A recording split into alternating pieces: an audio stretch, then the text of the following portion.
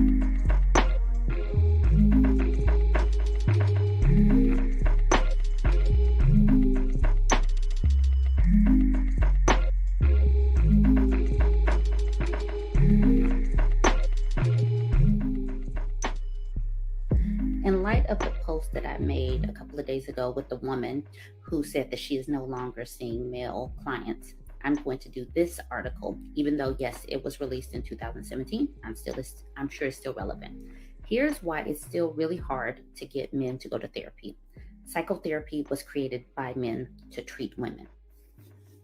Once you start to look at the intersection of men, masculinity, and mental health, it's hard to avoid the sense that you've stumbled on the source of so many of our national nightmares: mass shootings, sexual assault and harassment, domestic violence, the behavior of Donald Trump.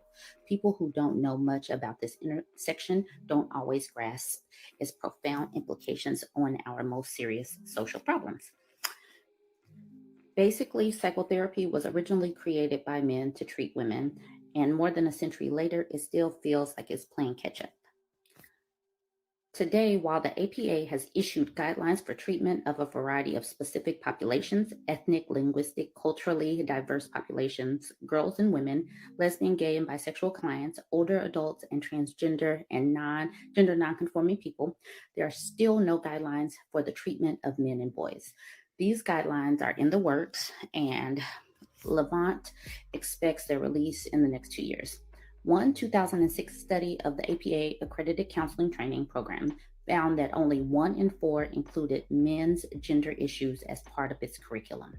It's at the juncture of these two things, the dire need for men's mental health care, and the fact that male-focused psychology feels a bit like an underdog in the academic world, where you find things like the recent article in the Journal of Australian Psychologists called Men in and Out of Treatment for Depression, Strategies for Improved Engagement. We're getting more and more men into therapy, but lots of them are not sticking with it. The researchers polled 20 men who received treatment for depression and asked them about their experiences in therapy. Most troublingly, he says, despite a recent push throughout the Western world for men to get treatment, male suicide rates haven't dropped significantly. So I wanted to know what is going on with these guys in treatment, what's happening with them, what do they like, what do they not like, and how we can make it better.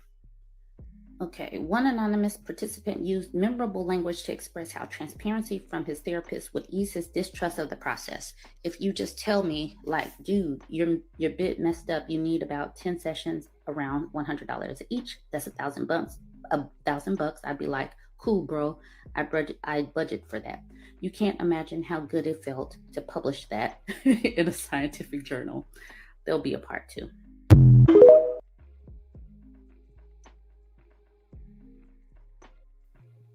Mic check 1 2. Mic check 1 2. Let me know if you can hear me okay.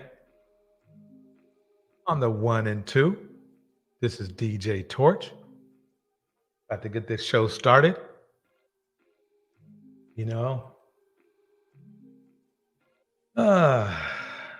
let's start off with a video that should get, all the red pill men up in a roar, and they should rally to defend their young brother. Let's watch this video right here. In the house, Siobhan, Gemini, all things Nata Jean, Monica, and Oya, all in the house. Get on now! Face down! Move, not move! In Cleveland, Ohio, police officer Ian McInnes just kicked that man in the ribs, and the man had already surrendered. A separate incident, Officer McInnes chased after a suspect and ran over him with his car. Listen to the dash camera.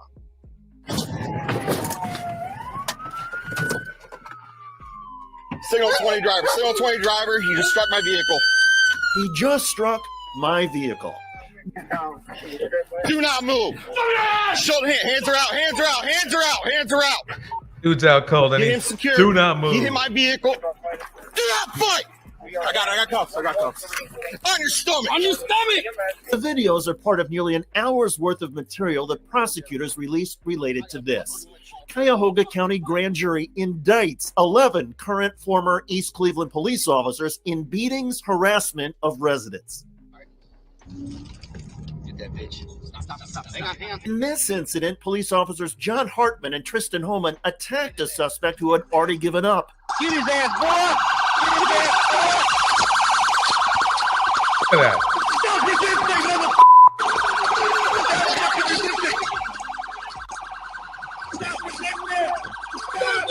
Stop this thing, mother. 1 minute and 4 seconds later. Yeah, secure the car. Secure the car. He's got it. No, search him. Search him. Oh, my mama. Shut up. In the car. What you asking? Headquarters. Approximately 6 minutes after that, You can't drive or run.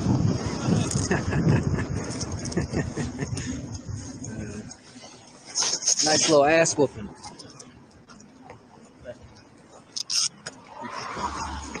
Shouldn't have resisted. he was not resisting. And in another incident where a suspect was not resisting, Officer Nicholas Fody stepped on the man's face.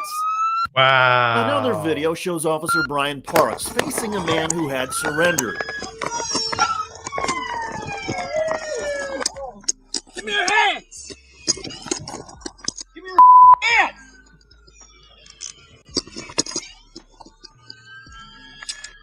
After the man was in handcuffs, the victim was tased while in handcuffs.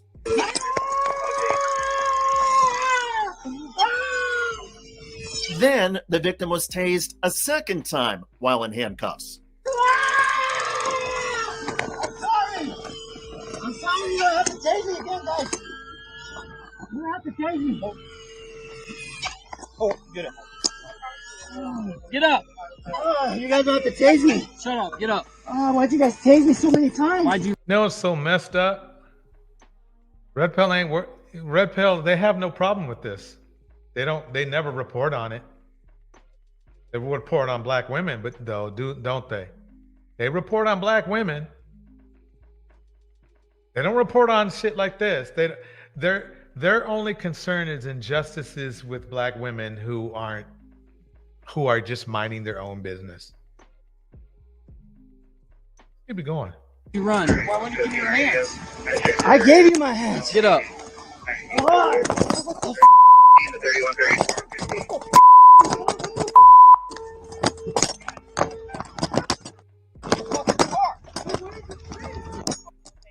The officers then closed the door of the police car on the man's leg. Oh, My foot, man! that's a In sprained a ankle at separate least. incident, Officer Stolen Munson searched for a man's cell phone. Nothing. I didn't see anything either. Fearing the suspect had recorded them, the police officers destroyed the phone and joked about it. Still turn on. That's impressive. I'm surprised the battery hasn't exploded yet. I'm so sorry. Oh, that was my bad. Man. In my lips, so I just. So yeah. I mean, I just wanted to show that because if you go to any of the Red Pill channels, they try to act like they're there for the black man, and they're not. They're there to make money, just like Obsidian said. Obsidian, don't worry about it. We're just further solidifying your statements and your truth, and we appreciate you telling the truth. We honestly do. But this is why it's very interesting that it's weird. Don't you find it weird that out of all these injustices and things going on in the world to African American men and other minorities, by the way, these men seem to be focusing only on their own women? It's freaking weird.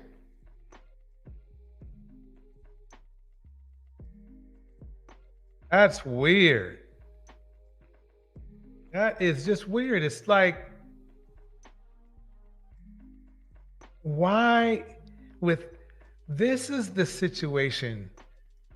I can understand you maybe having some issues with some black women, but there's obviously bigger fish to fry. It's like,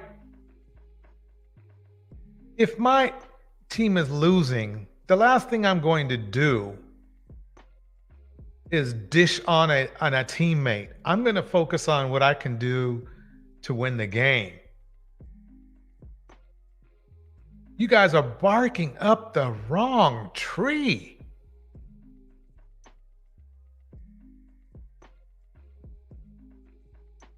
No, you're barking up the wrong tree. In the house, Mr. DJ Musics and Big Cap and JP Nobody. Let's keep it going though. Let's here. Let's listen to this. Since you like, everybody wants to see what's going on with women and accountability for Black women. Let me play this video right here. Please act right. It's refreshing. Hey, this is Raul. Please act right. It's refreshing to hear a woman admit that she can't do something. I want you to take a listen to this young lady admit that she does not know how to love a good man.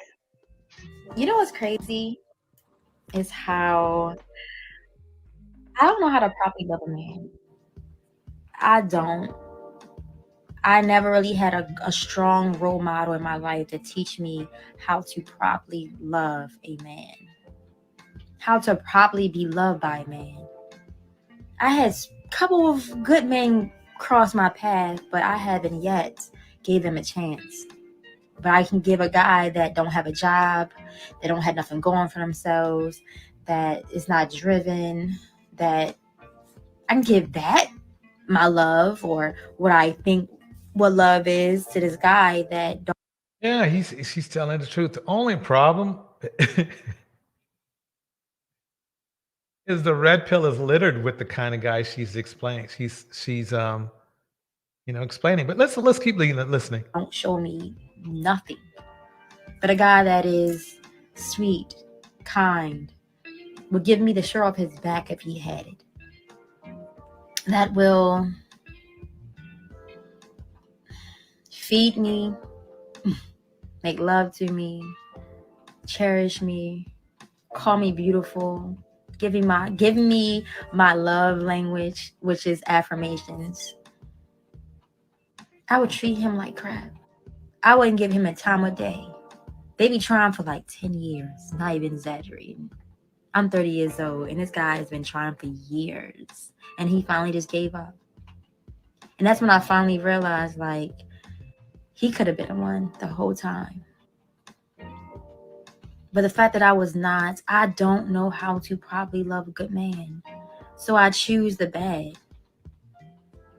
Now, I want to interject here just for a minute and applaud this young lady for speaking publicly and telling the truth that she doesn't know how to love a good man. But before we continue, I want to give a special thanks to Justin Todd, MLR, Lena Limro for your that you're years, and he finally just gave up. And that's when I finally realized, like, he could have been the one the whole time. But the fact that I don't know how to properly love a good man. So I choose the bad. And we don't have no one out here teaching us. We don't have classes in school. We don't have. She's 30. She could get therapy. But, Black men don't teach women or men to go to therapy at all. So, oh well. Good role models to teach us. And you wonder why half of us single now and not even married. Or if we do get married, we be married for like 2 years, 3 years, probably a couple months. It's sad. And I don't know where to start. Because I know for therapy. It's like my heart is huge. I know I can give a man. That doesn't make sense. I'm just being real. It doesn't work. But just the same way I would think of a man saying this, I think the same way as a woman saying this. This is if you have a big heart, then you're going to give you're going to be nice to everybody. Everything. I don't mind giving you a shirt off my back. I don't mind cooking for you. I don't mind having intercourse with you. I don't mind loving you. I don't mind giving you tea when you need it. I don't mind putting some peppermint on your pillow just because you know you're a little stressed out. I don't mind making this house a home. I don't mind this. But I do it for the wrong people. And I don't know yet how to properly love a man. Can you not know how to love a man, but say you have a big heart? We'll find out. Woo's in the house. Siobhan is in the house. Supreme Goddess Rising is in the house. Let's keep it going. Yeah. Yes, sweetheart, you do know how to love a man properly because you just gave all the ways to properly love one at the end of this video. The problem is you're confused because you're following what you've been seeing other women do that are in your life. She says she doesn't know where to start. Well, it's where his bullshit comes in, really, basically. He would have been better off just saying, all you have to do is work on choosing the right person, that's all, and leave it at that. But what he started to do is use the excuse of what other women have been telling her, which probably was exactly what she's saying now. That's probably where she found it, how she found out she was loving the wrong guy. It was from the women that were telling her.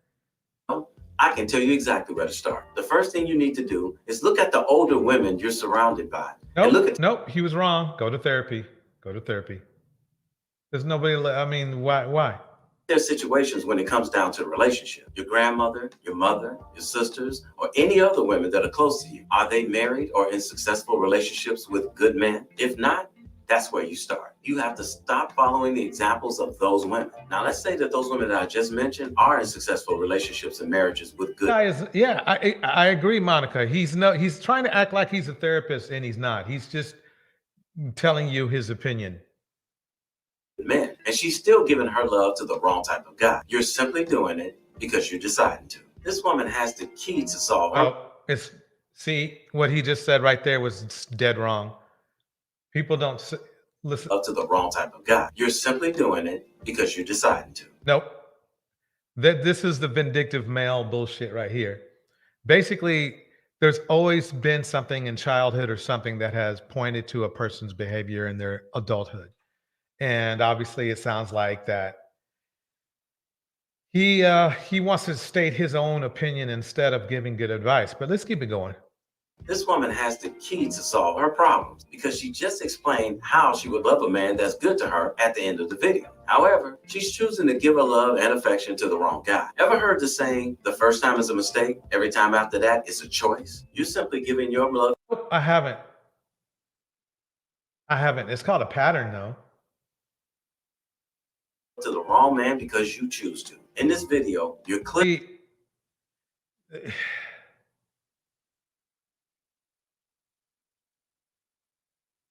What a lot of guys do is they simply become nice guys. Like their mom raised them, as Dr. Robert Glover talks about, to be this anti-man. This nice, sweet guy who's charming, who does everything that women want, who's constantly obedient, and he's whatever she wants, he'll take care of her. He does that his entire life. He gets no respect. He gets walked all over, gets treated like a second-class citizen. And then across the way, there's a guy who Quita's in the house. Quita, welcome. Monica, welcome.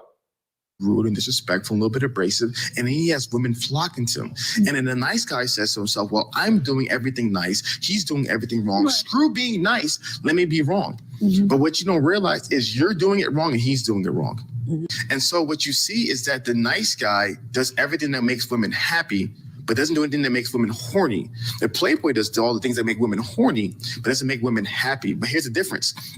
Horny gets them in the room. Happy keeps him in the room. Mm-hmm. So the nice guy, the reason why he gets no girls, because he has no one to come into the room. Yep, that's so true. That's so true. Let's keep it going. Hey, what's up, y'all? Believe it or not, a lot of Pookie and Ray Rays be coming up to me and be like, yeah, man, I don't know what's up with them Pookie and Ray Rays. I'm like, you a Pookie and Ray Ray. You know what I'm saying? I got a lot of love for Pookie and Ray Rays. I've been raised around Pookie and Ray Rays. Women in my family was dated Pookie and Ray Rays, and still with some of them still with Pookie and Ray Rays. So I ain't got nothing against Pookie and Ray Rays. It's funny how some of the guys don't even know. It's probably because he's Pookie and Ray Ray himself, but let's keep it going. That they are Pookie and Ray Rays. They run around thinking they something other than Pookie and Ray Ray. You know, Pookie and Ray Ray, they got their place in the universe. And see, this is the point I'm trying to make here. Welcome to the house, Koja. This is the funny part: is Pookies call Pookies the most. Pookies call Pookies the most. They usually call out each other the most. They got their place. They like human animals. God provides everything they need without being a part of the system. Hey, look, I'm Alan Ray in there. Follow me on Instagram, Alan Ray in there show. Feel free to donate. All right, yeah. So what we had to say about that? What we have to say about that? What we had to say about that? What do we have to say about that? Come on, this is why was this? Nails done, feet done. I don't play that. Here we go. Definitely. You gotta have a girl like See, that. me, my bitch, she gotta have her nails done, her feet done. I don't play that. I do not play that. Hold on. Your nails not even done. Yeah, you shit dirty. But he a nigga though, so it really don't Yeah, I'm a matter. nigga. It don't matter. Like, baby, don't come around me if your hair ain't done. Oh my god. Like, don't. I hate that Like, shit, bro. stop around me. That's what I'm saying. That's what I said. That's what I'm saying. Like, look, I'm the catch. Why would I fuck with you if you can't even do that? On God. That's the simplest On God. thing. On Why would I God. fuck with you if you can't On do God. that? You feel me? It be the simplest Wow. shit. It be the simplest shit. You got any extra change so I can get to Arizona? There's me, and the first thing I look at in the bitch, bro, I look at her teeth. She can't be missing no teeth, bro. Bro, what? Yuck me off that bitch. For real. Definitely. You gotta have a girl like that. All right, Carrie and Rose in the house. Andrew is in the house. All right, let's keep this going.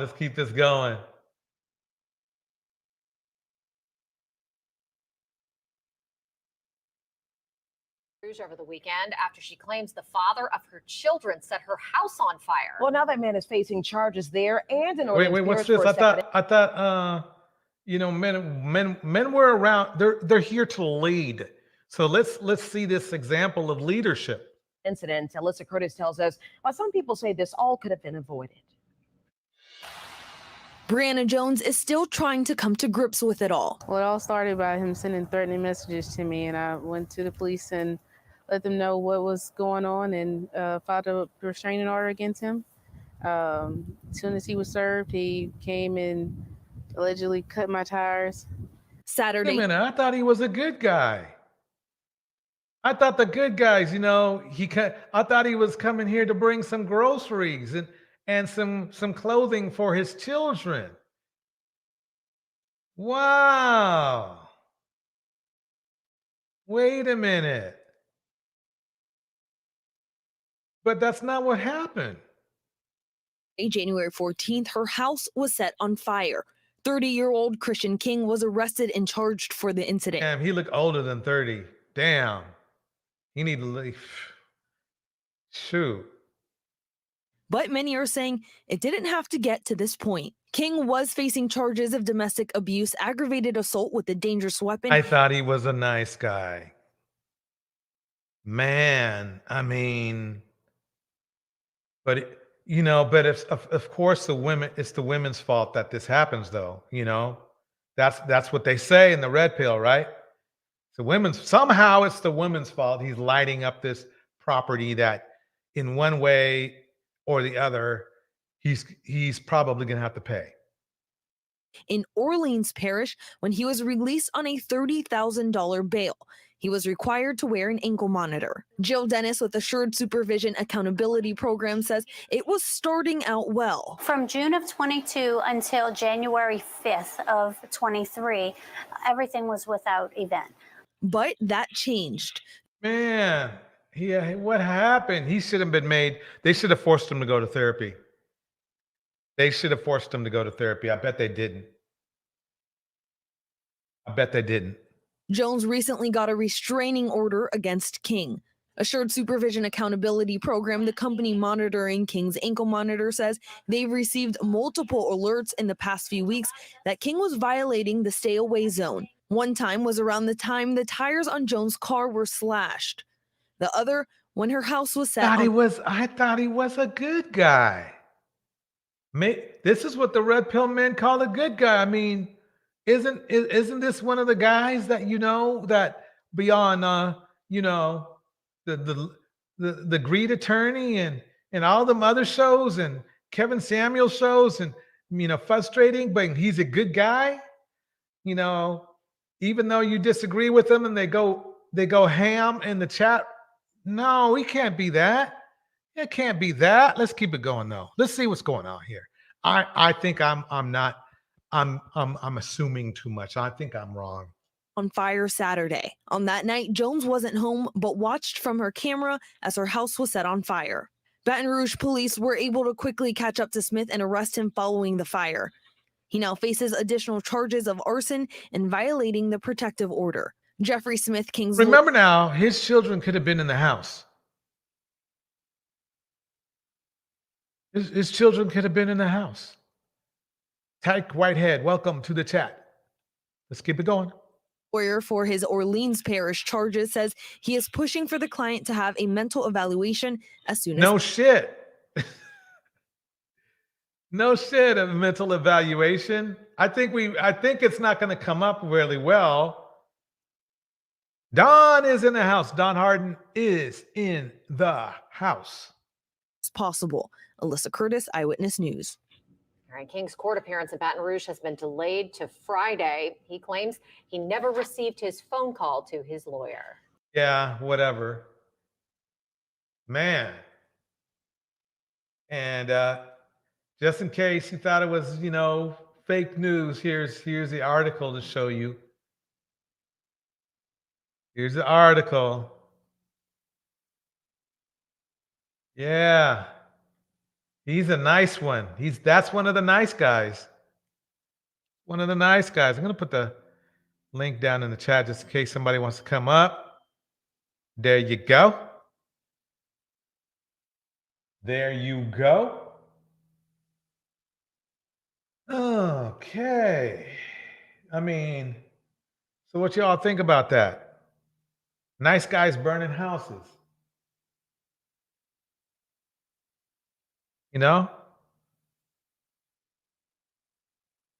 That's kind of weird. But let's keep it going. Let's keep it going. Let's keep it going. Here we go. Talk to me. As a high value male, I'm always getting to that bag and getting to that paper. Get that bag, brother. A high value man, but you out of shape. 2 words, ladies. Self-awareness. In the house, Carrion Rose. Welcome, Carrion. I gotta know who I'm dealing with before I even go on a date. And how much money do you make a year? You make more than me. I miss the old days. When women used to cook, clean, stay home. And men would go to war? Not everything from the old days. And rate yourself from 1 to 10 without using 7. Don't you live with your mama? What'd she say, bro? Nothing. Most women in this generation are gold diggers. I don't know if they with me for me or for my money. Hey, I just finished staying up last month. I really gotta go to war to be a man. Ma'am, what you're not gonna do is talk. Get your ass off. Women have to meet a certain criteria to even talk to me. As a high value male, I'm always getting to that bag. Get that bag. How you want a high value man, but you out of shape? 2 words, ladies. Self-awareness. Yes, fellas, to all you fellas out there that are worried about, women being gold diggers, all that worry about women being good gold diggers out there, it's something, that's what do they got to dig? I gotta know who I'm dealing with before I even go on a date. And how much money do you make? What they got to dig? Because Nothing from nothing leaves nothing. You gotta have something if you wanna be with me. She make more than me. I miss the old days. When women used to cook, clean, stay home. And men would go to war? Not everything from the old days. And rate yourself from 1 to 10 without using 7. Don't you live with your mama?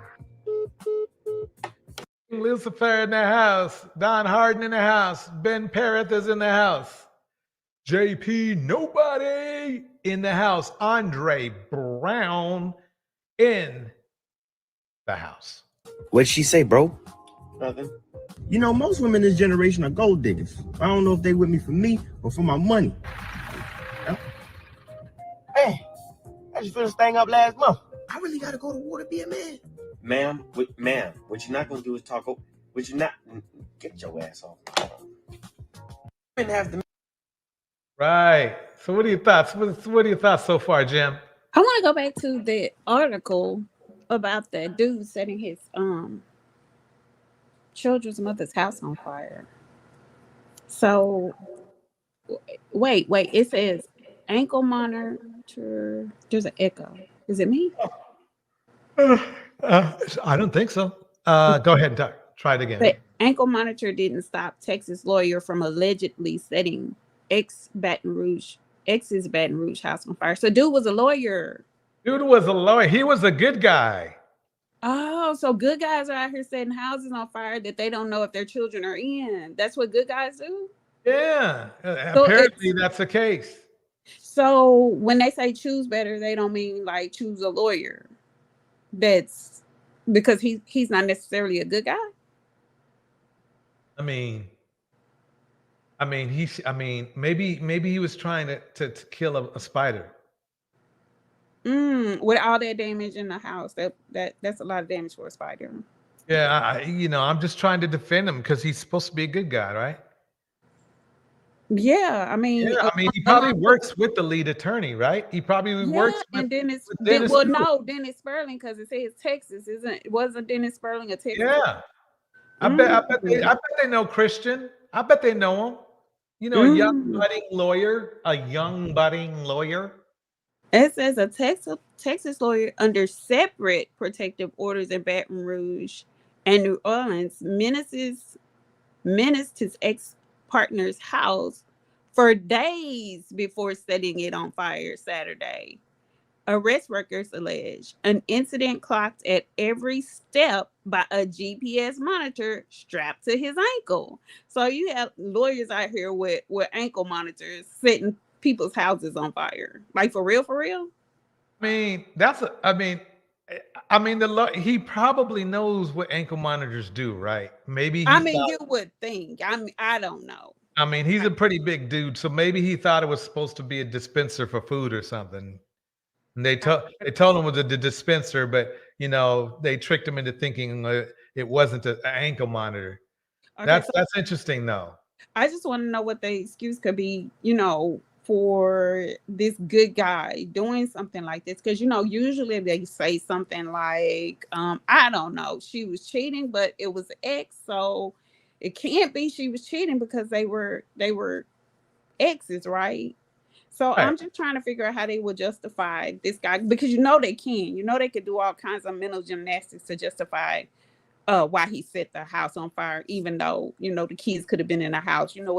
We have to, they're good guys. I think it'd been a bit hard on him. I think he was just had a bad day. He was just having a bad day. Yeah, that's and it's okay. A man's supposed to be a man.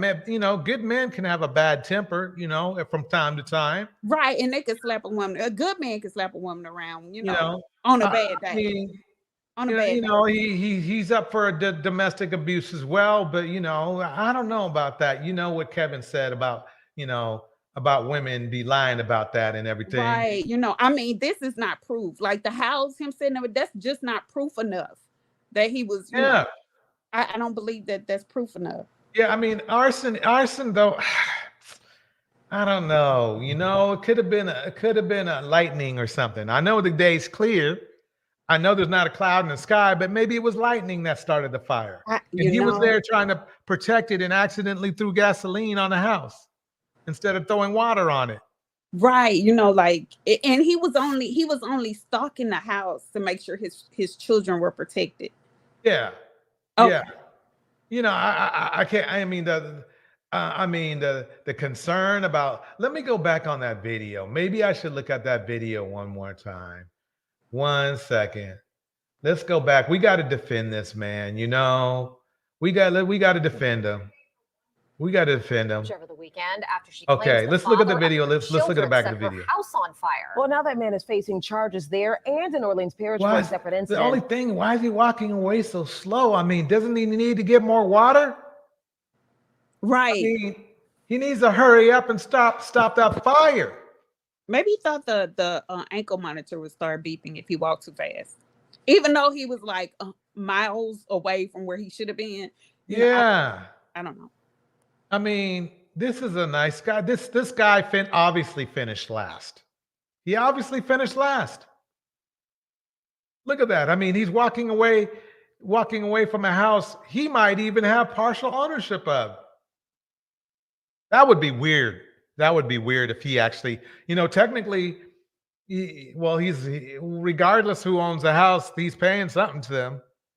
Alyssa Curtis tells us, some people say this all could have been avoided. Brianna Jones is still trying to come to grips with it all. Well, it all started by him sending threatening messages to me, and I went to the police and let them know what was going on and filed a restraining order against him. As soon as he was served, he came and allegedly cut my tires. Wow. So as soon as he was served a restraining order, he went and cut tires on a car. Wow. I mean, this is y'all's nice guy. Let's keep it going now. Saturday, January 14th, her house was set Look, on. he I guess he was making sure that the fire was going to still be a fire. He's probably like, maybe I need to put a little bit more gas on there. That's crazy. I mean, you got to think about it like this. You have a law degree, so you know what's right and wrong. Is this how they operate in Texas? Holy shit. I mean, you got to I would, no matter what, if I had a law degree, I would be focused on that. I mean, he probably just became a lawyer. Well, he's about to become a criminal too, but I mean, I would think that he would want to focus on his career. But no, he's focused on the wrong thing. That's for sure. On fire. 30-year-old Christian King was arrested and charged for the incident. But many are saying he kind of looks like he could be Dennis the Menace's cousin. I wouldn't be surprised either. Or a cross between Dennis and lead attorney Lovechild. Dennis and lead attorney Lovechild. Yeah, that's true, huh? Point. King was facing charges of domestic abuse, aggravated assault with a dangerous weapon in Orleans Parish when he was released on a. How do people get out? I just don't get it. How can you get on? To me, it's like this. I'm all for greatly lowering the level of police brutality. I do that. But if at the same time, if somebody is known for violent crimes, I would really like an eye kept on them, and he can't keep an eye on them. I would really like it that they would just be given. They would be put somewhere where they can't hurt people or burn property or damage property. That's just me, though. $30,000 bail. He was required to wear an ankle monitor. If he did that, more damage to the house. Jill Dennis with Assured Supervision Accountability Program says it was starting out well. From June of 22 until January Oh, it is starting out undetected. 5th. Because really, any therapist will tell you that, this was not going well. 23, everything was without event. But that changed. Jones recently got a restraining order against King. Assured Supervision Accountability Program, the company monitoring King's ankle monitor, says they've received multiple alerts in the past few weeks that King was violating the stay away. Guess she should have chose better. So a lawyer wasn't good enough. Right. And they say he was violating the protective order for weeks. Yeah. Look at those are they're tracking him right there. You see it? Yeah.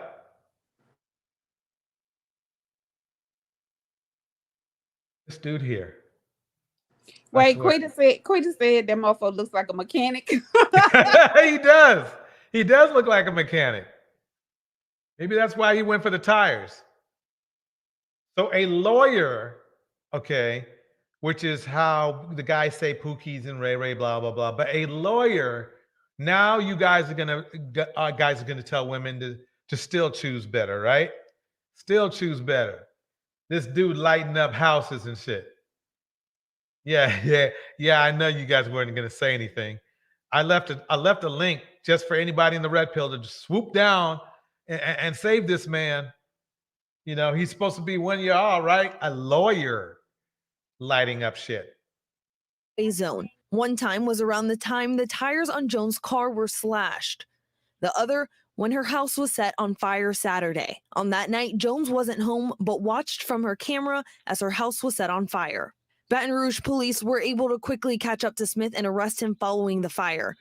He now faces additional charges of arson and violating the protective order. Jeffrey Smith, King's lawyer for his Orleans Parish charges, says he is pushing for the client to have a mental evaluation as soon as possible. Alyssa Curtis, Eyewitness News. All right, King's court appearance in Baton Rouge has been delayed to Friday. He claims he never received his phone call to his lawyer. Yeah. He never received his phone call to his lawyer. Man, and he's a lawyer. Yeah, that's the one thing about lawyers is that they can make really good criminals because they know how to work the system. Right. But wait, I'm sure he wasn't denied his one phone call.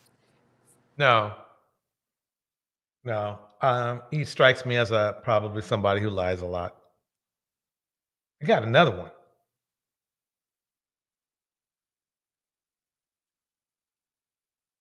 Okay. Playing, right?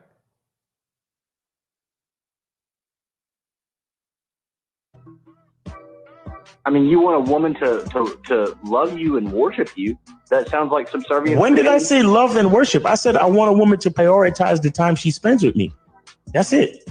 Okay, that means being subservient. That means she puts her life on hold to make your life happier. That's subservient. What? So I can already tell you're black. Bro. So this is the problem within the black community. You guys just like you called women bitches. Right. This is the reason you guys don't have families. This is the reason.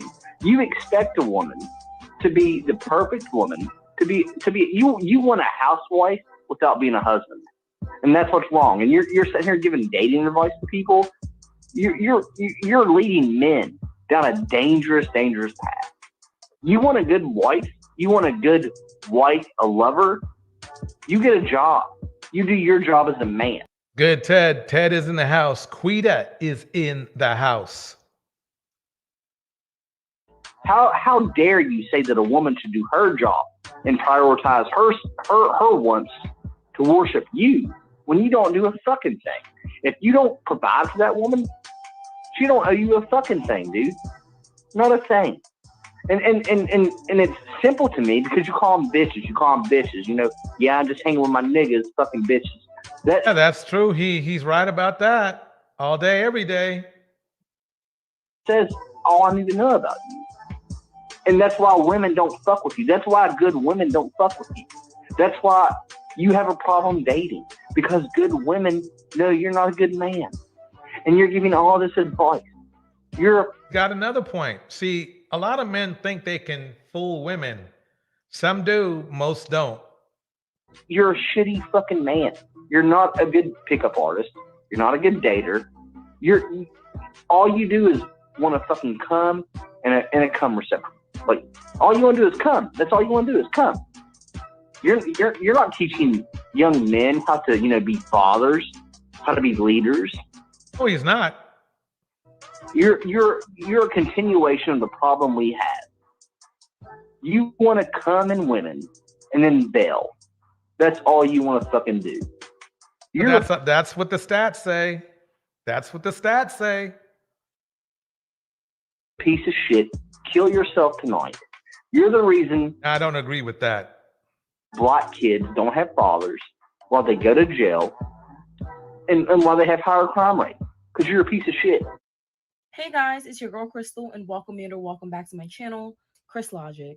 Now, y'all just saw that clip of this black male alleged dating coach with the head of a milk dud taking callers, and a white man decided that he was going to call into the show and tell him his perspective on what is the real issue in the black community, as well as what he thinks about his dating advice. Now, while all these supposed black male dating coaches are out here trying to give black women advice on how to land dusty, crusty, and in most cases, broke black men who don't even make half of what they make, is quite obvious and has been exposed numerous times on this channel, but I will go into specific details on why I believe this particular dating coach fraud is out here trying to convince black women to settle later on in this video. But essentially, this white man calls up and he gave an outside perspective on what the rest of the world sees. This white male caller said that he believed the problem in the black community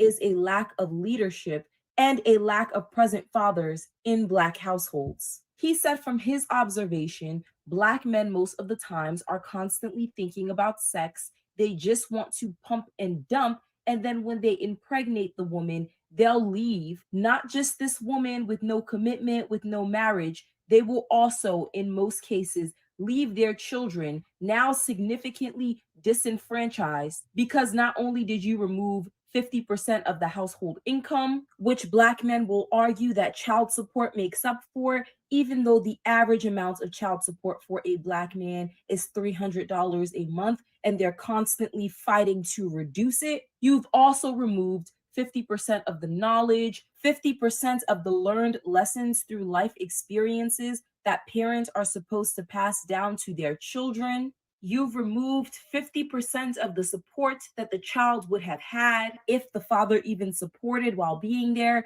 because we know that most black men, even if they're in the household, they're emotionally vacant and absent when it comes to their children. So that's gone. And the mother is left to play mommy and daddy and filling the missing pieces of black men who have decided that they're just going to go around creating fatherless children and continuing the cycle of generational failure and of dysfunction. And this white male caller also went on to say that he can't believe that black men are so disrespectful to require so much of black women and to have these high standards when they're not providers, they're not protectors, they're weak, they're subjugated, they're feminine. And even if they had a good woman, they wouldn't know what to do with her because they're constantly thinking about sex, pumping and dumping. They don't believe in marriage. And even if they were to impregnate a good girl, they would still not be there in the lives of their children. Exactly.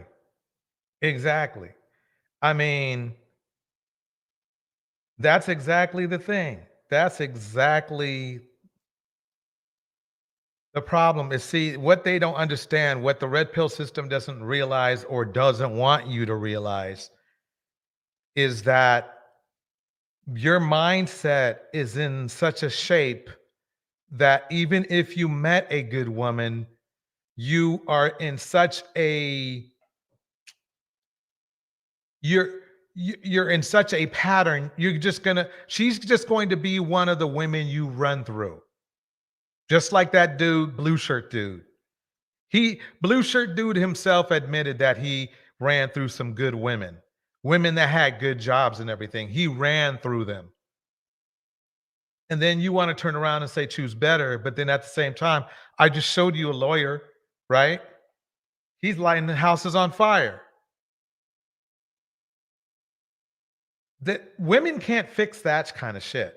You sure can. You can't. There's nothing you can't love that away. No, and that's a problem. A lot of women think they can love a lot of things away from men, and so they ignore a lot of the signs and symptoms, and they try to work, air quotes, work with these broken men because they've been conditioned that they need to do so. That they've been conditioned to acquiesce to something lower than themselves. That Black women will work on themselves, they will work on their family, they'll do the work, but they're encouraged to be with someone who won't do the work for themselves. Right. That's what it is, because if men are doing the work, number one, if a man is really doing the work and is working hard to build himself, you really don't have time to complain about women, because you only have time to complain about those things, your goals. You see what I'm saying? You got goals you need to meet. But I'll tell you one thing. Let's check this out right here. Scheduled to be executed tonight for the 2009 murders of his wife and 6-year-old stepdaughter. Gary Green stabbed his wife nearly 24 times and drowned his stepdaughter, Jasmine Montgomery, in the bathtub of their Oak Cliff home. 2 other children in the home survived. Fox 4's Sean Ladd spoke I to guess she should have chose better, but it's funny because they want Black women to choose better, but then when Black women leave bad men, then they're like, well, you left the house. Ain't that some shit? You left, you broke up. No, that's how Kevin put it. You broke up a family because you left a house. This is what right here, this tragedy right here is exactly why Black women get divorces. Is because they're avoiding this type of shit. This woman right here stuck it out with this man, and her reward was this. This was her reward for sticking it out with a Black man seemingly working, right? Okay. little girl's biological father hours ago as he prepared to drive to Huntsville to watch the execution. Sean. Yeah, Heather, Ray Montgomery Jr. says he's forgiven the man who killed his baby girl and her mother. Now he uses his voice to speak to whoever he can about domestic violence and its heartbreak. I'm not glorifying the event, but I do feel like it's justice for the way that Jasmine had to die, the way that Levita was murdered. I feel like it's finally justice. Ray Montgomery Jr.'s daughter, Jasmine, was 6 years old, September 21st, 2009, when she was drowned in a bathtub. Her mother, Lavetta Armstead, stabbed to death. Jasmine's 9-year-old brother also stabbed but survived. Another child in the home threatened but unharmed. The attacker, then 39-year-old Gary Green, Jasmine's stepfather, her mother's husband. Gary Green did not agree to the annulment of his and Levita's marriage, and so he decided, he plotted out a plan to kill all 5 of them. David Kunkel. Man, that's all I need to hear. So, man, she stuck it out. She did she did. This woman right here who passed away, she did everything that the red pill men would demanded her to do, and you saw where it got her. Stay with the father. Stick it out with the father. Stick it out with your abuser. Stick it out with the person that's hurting and harming your children. Stick it out with them just to have somebody with you. That's crazy, but you know something? I got more. I got more. Let's listen to this one. Chris Logic. In today's video, we're going to be talking about yet again another demonic entity who has been arrested for spreading HIV. In October, Ernest LaCour, 30, of Oklahoma City, was accused of knowingly spreading HIV. He has recently been booked in Oklahoma County Jail and charged with 3 felony counts of spreading infectious diseases. Now, guys, I'm going to read this article from the Shade Room, who spoke to the woman who was infected by this demon. The article reads as follows. Speaking anonymously to the Shade Room, the Oklahoma City woman said she met LaCour through a group of friends in 2020. Shortly after, he was... Group of friends. I mean, that's perfect. That's the way you're supposed to do it, right? Through a group of friends. Okay. Hospitalized in August of 2020 and was released in October for an unknown reason, but it was later determined to be related to his HIV diagnosis. As you may know, it's a HIPAA Health Insurance Portability and Accountability Act of 1996. Violation for the medical professional to give information about a patient's medical history unless the person permits them to do so. LaCour told the 30-year-old that he was hospitalized because of a staph infection, When she attempted to ask more questions once he needed emergency back surgery, he would respond, "Why you asking so many questions?" The woman stated she took care of him while he was in the hospital. It's even stated that sometimes he couldn't walk and had to use a walker for assistance. The two would date for over 2 years, and he was the only man that she had sexual relations with during that time. But the woman alleges that that wasn't the case on his end. The woman became sick and later discovered she was HIV positive, initially thinking it was a stomach ulcer. She was sick for about 2 years before her diagnosis in March of 2022. She lost so much weight and was throwing up for days at a time. Upon hearing the news, she FaceTimed LaCour crying about the diagnosis, and he told her that it's okay and it's not a big deal. She Damn. also claimed he asked her if she had Tiff is in the house. Tiff, welcome. A lady is in the house. AIDS or HIV. It wasn't until they went to the doctor together that she discovered he was HIV positive. The victim was quoted saying, "I convinced him to come to the doctor with me. He was supposed to get his blood drawn at the doctor's office, but he started treatment the same day I started treatment." During the hospital visit, she says she could overhear his conversation with the doctor and later confronted the Oklahoma City man accused of knowingly infecting women with HIV. But he still denied it and insisted that he did not have the disease. It wasn't until a week after their doctor visit that he admitted to his HIV diagnosis, though he received the news in 2019. And guys, remember, they started dating in 2020. It is believed that he didn't start treatment until 2022, the same day he went to the doctor with the woman. She eventually went to authorities who accessed his medical records and confirmed the diagnosis in 2019. She also took to her personal Facebook to warn others about what he was doing. Subsequently, the other two women who he had been charged with infecting contacted her for the investigators' information to report their incidents. So this man has infected 3 women that we know of. The article goes on to say, currently, the woman responsible for LaCour being behind bars is still coming to terms with her diagnosis, but she is living a fulfilled life and taking her medication. So a woman submits to this nice guy, takes care of him. That's beyond submission. Well, and this is, unfortunately, this is just this guy's case. I was watching Pretty Black Magic, and she pulled up one from Louisiana, and I think it said like 91% of the arrests for this particular crime, 91% is black men doing this. 91. Damn. You know what this guy is just like, though? The same kind of person? Just like this. Yep. Hypersexualized. This woman right here is defending him. That's why I have so much salt for her. Because I mean, there's having a difference of opinion, and then there's literally defending somebody whose only result is going to be destroying a community wherever it's at, whether it be here or elsewhere. I'm actually relieved that that dude is across the water. I'm actually relieved. So I thought I would play this because I know she didn't like this shit. She didn't like this at all. So I'm going to play it just for her.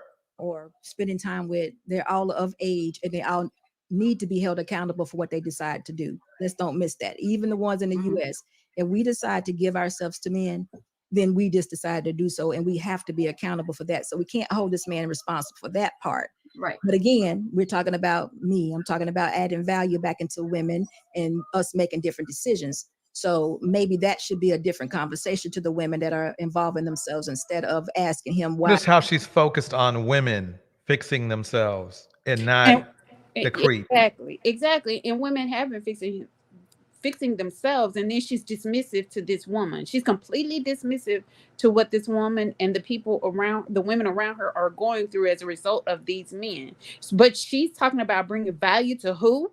You can't bring value to any demographic of women if you're not bringing value to other women. You can't devalue one set of women to make another set of women feel valued. That it just doesn't work that way. Right. And it's funny because her only goal is to get this man back into Brazil so he can continue his damage. As he doing this, but I'm gonna let Austin go ahead and answer that question from his point of view. So I want to say, number one, I'm not a tourist. I'm not going back to the United States. So I'm not pushing any sort of tourism. If you've watched enough of my videos, you hear me say leave the United States permanently. So I'm not encouraging men to go.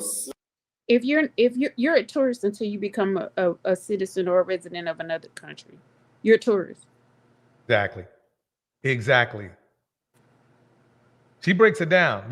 This young lady right here, she breaks it down.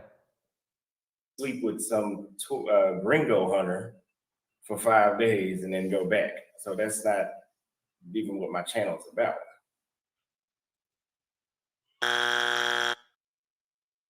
Number one, the most obvious benefit of being in Brazil dating versus the United States is women do not hesitate coming back home with you. It is unbelievably easier to get. If you're in Brazil and you have not had intercourse in a long time, I'm sorry to tell you, as a man, that's more than likely your fault. It's got to be something wrong with you. The women here do not weaponize it against you like they would in the States. Meanwhile, in the States, y'all have blue balls and y'all are over here, offing yourselves and depressed, doing school massacres, and that could all be more than likely if dudes would get what they wanted, that could be different. But sorry to tell you, in the States, you're not. But in Brazil, it's not a problem. It's not a problem. That's number one. I think I'm leading by example. Really, nigga? I'm not going back. Okay, I understand. Now, you stay in certain amount of days in Thailand and then going to Philippines and then going to another country. So that's tourism. Got him. Got him. Should explain Cupcake's statement. Okay. I mean, expat is someone that stays for a longer period of time and works in a place. That's the way I see it. As I work. Yeah, that place was Brazil. And if you go look at my community posts, I was still living in Brazil, and I was going to bring content from at least 11 countries while I still had a place in Brazil. But since this happened, now I'm just going to jump around and do content, and then whenever I He's going to jump around, go into my places, then I'll find somewhere. Bottom line, that ninja is a tourist. right? Cupcake. Well, I don't care. No, what he's a tourist. He's a tourist. No. Cupcake's argument would have been an argument if he would have listened. Wouldn't have been an argument if he listened for longer. At the time of this video, and still right now, he is a tourist. Exactly. Could he get what? Could he get? I guess what it is. Could he get a resident alien? No, he's not a resident. He's not a resident. But he's not a resident. The problem is he got his ass kicked out. If he was not a Cupcake, if dude was not such a freak and not in a good way, he might have had a chance to do that. But now it's blown. Nobody's gonna want him in Brazil. Right. He's going off of, see, this is what's so funny to me. These guys go off of what other men say as if it's the gospel. Number one, if the guy bought a resident, if he actually bought a resident, who in their right mind would leave a home that they bought and get kicked out? It was definitely a rental. We know that. So this guy's saying he has residence in Brazil. He does not have residence in Brazil. If he had a Cupcake. residence, he wouldn't have been kicked out. He wasn't even there for long enough to become a resident of Brazil. Exactly.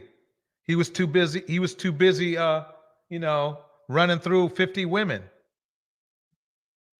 Cupcake it was a good argument though, Cupcake. I'll give it to you. It was a good argument. I mean, it got hammered, but oh well. Oh well. Let's keep it going. To live in, because I wanted to live in Brazil. Surprise, motherfucker. Oh, you heard it right there from the horse's mouth, Cupcake. He said he wanted to live in Brazil. He didn't say he was living in Brazil.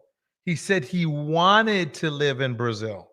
Wait. Look, He said he has a visa. What kind of visa? A tourist visa? Cupcake, I love you for that. I love you for that, bro. A visa doesn't. That's you know what's up, bro. You know what's up. He has a visa. I tell you what. A tourist visa. He is not a resident of Right. Brazil. Nobody gets kicked out when they've established residency. They kicked his butt out before he could establish residency. Right. He says, no, he wasn't kicked out. See, he left, stop line. No, bro. He just said, wait a minute, let me play it back. Let me play it back just for Cupcake. Y'all, we're sorry that Cupcake, I wanted to live in Brazil. Now, I wanted to live in Brazil. You can't have it both ways. You cannot have it both ways. Motherfucker. Okay, so let me put it this way. I am not hating on passport bros. Please, I'm making that clear. I'm not. But I am and I'm not American. I'm not in the United States. I don't have that culture. I am someone outside looking at it from the outside, how this could affect other cultures, how the behavior of men traveling and just dating women, not doing anything else because they're not getting married. They just dating women, which is fine. I'm saying it's fine, but this is spreading American culture to these other cultures. I'm just trying to protect, and just like Miss Security Boss is doing it for the American women, I want other women outside of the United States to understand that if what you really want is to get married, take care of themselves from men that come to these countries with the intention that have a good time, date, but not marry. Because at the end of the day, we want to get married too. And I'm not for papers, not for none of these things. It's just what women want. And I'm not saying you, but remember, and that's why I ask you, it could have a positive impact or a negative. Why? Because you may have your goals clear, which I respect, but there is men out there that are listening that will interpret your words in a different way.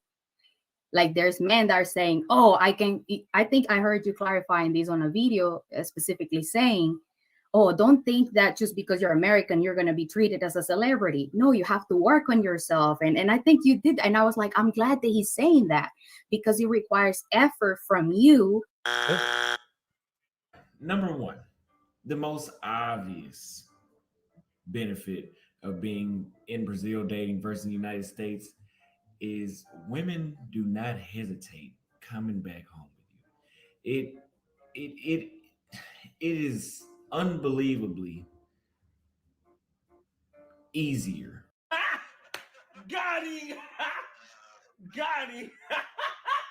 And if someone makes up something on you, Are you going to interrupt my show? It's negative. So he's got to fight that. Hold He on. can't You're just lying. embrace it and be like, this is what Listen happened. to He's going to this- fight this- that. listen to this and then message. hopefully the whole message of who he is will be turned around and he'll see exactly the kind of man that he is. The word of the year for 2022 is gaslighting. It's not on me that your hormones had a defect. My hormones worked when they were supposed to. Whenever I was 16, I think the highest sex drive I had ever had. Now let's back up to 6. Now let's back up to 6. Let's talk about your hormones at 6 years old when you were watching at 6. Let's back up to that one. Y'all, he said it's normal for a boy to be watching and fetishizing Brazilian women at 6. Yeah, grown Brazilian women. Did you just hear him say, yeah, grown Brazilian women? So he's saying, saying that, yeah, a 6-year-old should have those hormonal. If you're in Brazil and you have not had intercourse in a long time, I'm sorry to tell you as a man, that's more than likely your fault. There's got to be something wrong with you. The women here do not weaponize it against you like they would in the States. Meanwhile, in the States, y'all have blue balls and y'all are over here, often. He's basically saying that because women won't give it up quick enough to him, because he's made to work harder, that they're weaponizing it. That's funny. And you know what? They don't have any discipline. They don't have discipline. If you're getting blue balls, because some woman won't sleep with you on the first date, you don't have any discipline. Something is very wrong with you. No. Okay, let's go ahead and see what Triple has to say. You want to put on for the sisterhood so bad. Yes, I do. Okay, next. You're just willing to. Yes, I do. I want to put on for the sisterhood. Now you can leave them up. You can leave them up. States, right? See, in the United States. So are you going to make an argument, or are you going to? Yeah, I'm going to make an argument. I'm going to make an argument because I know Jim and I are going to sit there and lie. Okay, in the United States, right? What? Don't call me a liar.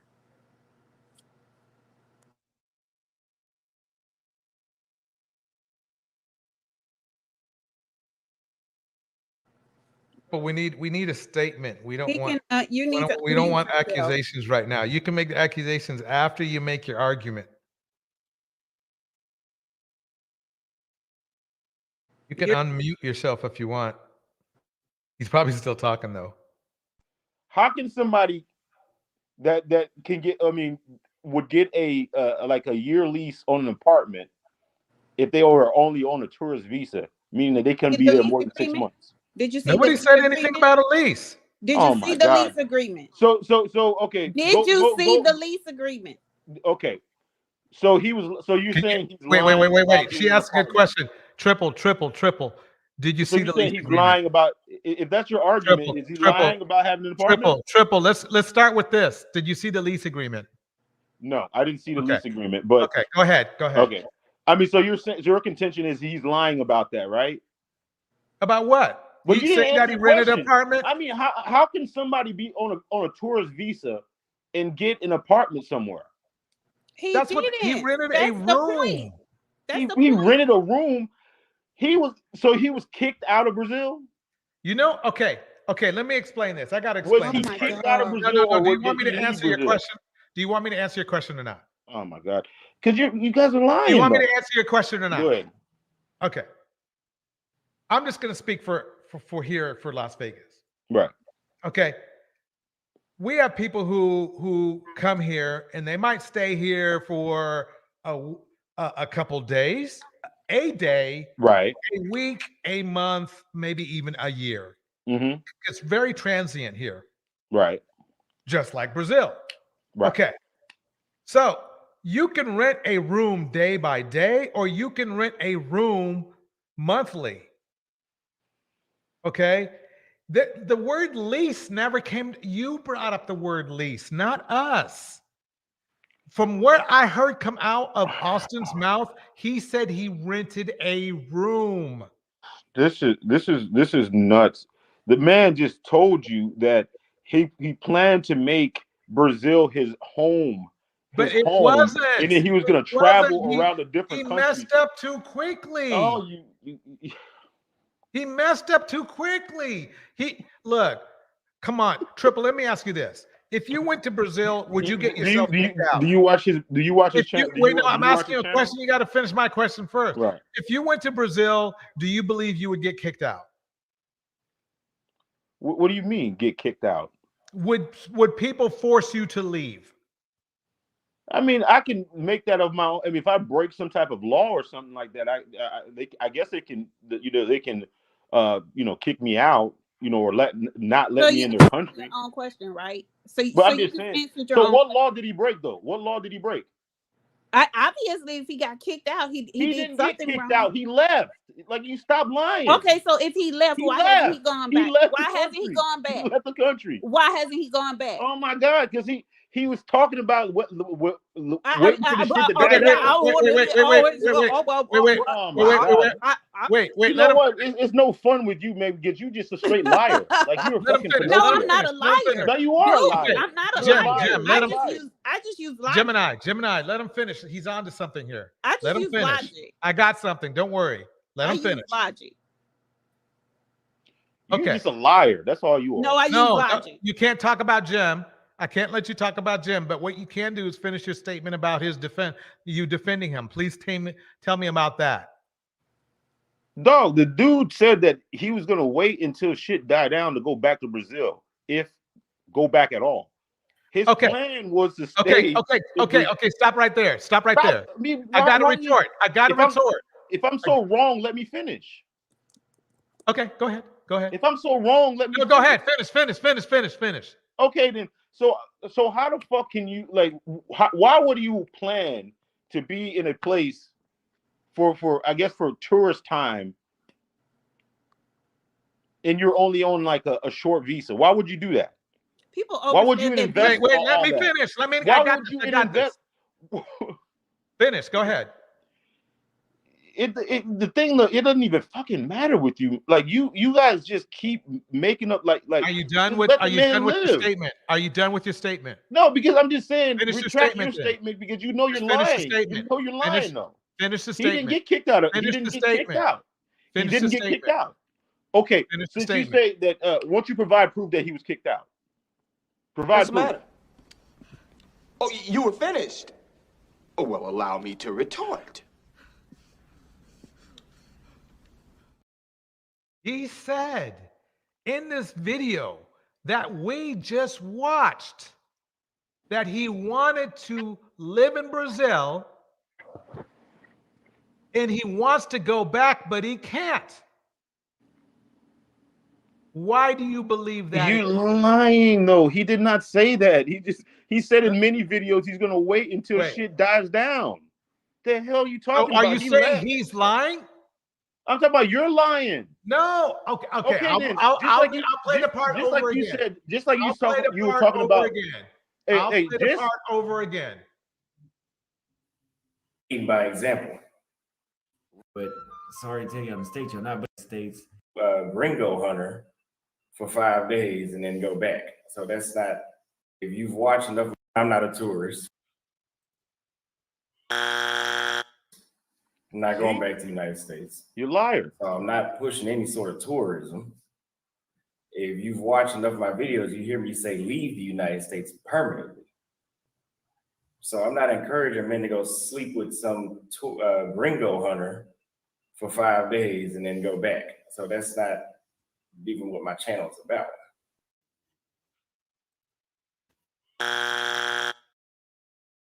Number one, the most obvious benefit of being in Brazil dating versus the United States is women do not hesitate coming back home with you. It is unbelievably easier to get.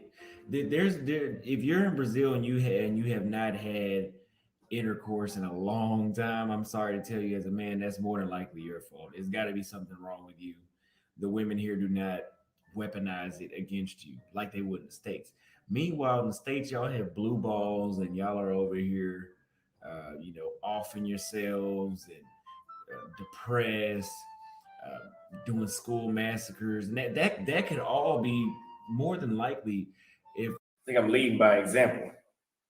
Really, nigga? I'm not going back. Okay, I understand. Now, you stay in certain amount of days in Thailand and then going to Philippines and then going to another country. So that's tourism. Got him! Got him!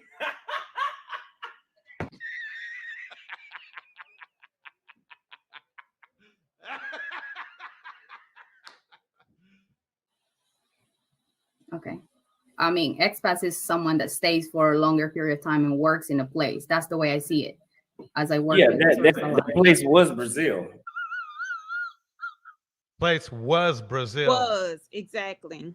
I'm gonna keep it going. And if you go look at my community post, I was still living in Brazil, and I was gonna bring content from at least 11 countries while I still had a place in Brazil. But since this happened, now I'm just gonna jump around and do content, and then whenever I get through going to my places, then I'll find somewhere to live again. Because I wanted to live in Brazil. I wanted to live in Brazil.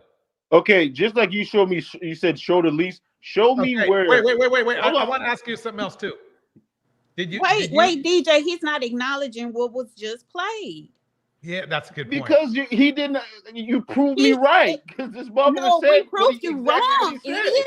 We proved you wrong. He just Gemini. He just said. Because I don't like hollering. He just said that he had planned to live in Brazil, but since that happened, he's not going to live there. He's going to have to find somewhere else to live. Did he not say that? He absolutely said that. Siobhan, is that what he said? That's exactly what he said. Like to say, shout out to Juju in the house. She's brain dead though. Maya. She's brain dead because he was getting threats on his fucking life. He left. Like you trying to make like he got kicked out. Show me the evidence that he committed a crime or something. You can't do that. Sir. All you do So, is but bump your guns how in did line. he You get just kicked out said then? you just bump your guns in line. Wait, you just. So how did he get kicked Wait, out wait, then wait, if he didn't wait. do anything? You just said he got threats on his life, so he got Right. kicked out, bro. I Right. never said anything about a legal thing. You're the one who made up the legal angle. I think I'm gonna let that. I'm gonna let the ladies handle you now. I'm done. You act like he can't go back. Like he got kicked out of the country by the government. Said he wasn't You're a going liar. back. He Man, said just he was be going quiet. to live Why are you somewhere talking? else. You lie so Why are goddamn you so pressed about Okay, it that's though? too Why much. are That's you too so much. Exactly. He's so freaking emotional, like he's living vicariously through Austin Holloman. No, he got anything emotional we and say- everything. Right. Anything we say affects him personally. It really, that's these guys. But that's who these guys in the Manosphere and Red Pill are like. They live vicariously through these guys, and it's life or death for them. It literally is life or death for them. When we say something that comes out of their mouth, all we did was repeat what Austin said. I know Did it's we like not? this. It's like this. He heard Austin say he wanted to be in Brazil, Mhm. but Austin is not in Brazil. So we said he got kicked out. I didn't say he got legally kicked out. I said he got kicked out. He Okay, obviously hasn't gone back to Brazil, though he wants to be back in Brazil, probably because he knows he's not welcome in Brazil. But we all know that's a metaphorical kick out. That goes back even to the old West, where there's certain towns you couldn't even go into and say somebody's name if they had a bad reputation, or your head might get blown off. So Cupcake knows, you know what it's like on the streets when somebody is silently kicked off. It is not put in the newspaper, it's not put online, but everybody in the neighborhood, everybody in the streets know that such and such can't come over here on this side of town no more. So stop it. Exactly. So how's everybody doing tonight? All is well until the foolishness shows up. But it's funny because all we did was repeat exactly what he said, and he's so emotional that he's negating what he's actually hearing from this man's own mouth. And they do this all the time. They do this with all of the content creators that they follow. When you say something to them, when you challenge their hysterical outbursts, then they become more emotional. Exactly. And I like that. Hey lady. Hey lady said he emotional. Right. That's exactly. They're He hysterical. is. They're hysterical and emotional. But look, let me just debunk him real quick again. Right now, it's all across the country with these Airbnb scams. So it's nothing to go rent a place or to go look around. People are doing that now, scamming, showing off places that aren't theirs, trying to resell people's property by going in, live streaming and vlogging from it, and trying to pass it off as it's their own. So it's nothing for him to show y'all a place, but he ain't showed you no proof of nothing. And What are you another talking thing, about? right? And then they're pretending as though you can't overstay your visas. Like people do it all the time. Come on, this country is saturated with that right now. Exactly. And the ones that overstay their visas are the ones that are causing the most damage in the US. Yeah, that's why it just makes no sense what he's talking about. And then, mind you, this is how slow that they are. Because even when he allegedly claimed he got that place, when everything hit the fan, he turned around and said that his landlord just opted him out of the lease so he could leave. Well, I looked at that in two ways. Number one, this could be a nice person who wanted him to get out of town, which really would speak volumes to how he still needed to leave anytime the landlord was willing to break the lease. However, I still would have to argue and debate that. Why would I care as a foreigner about somebody who can't break their lease because they ran their mouth? You still need to run me all my money. So once again, lies.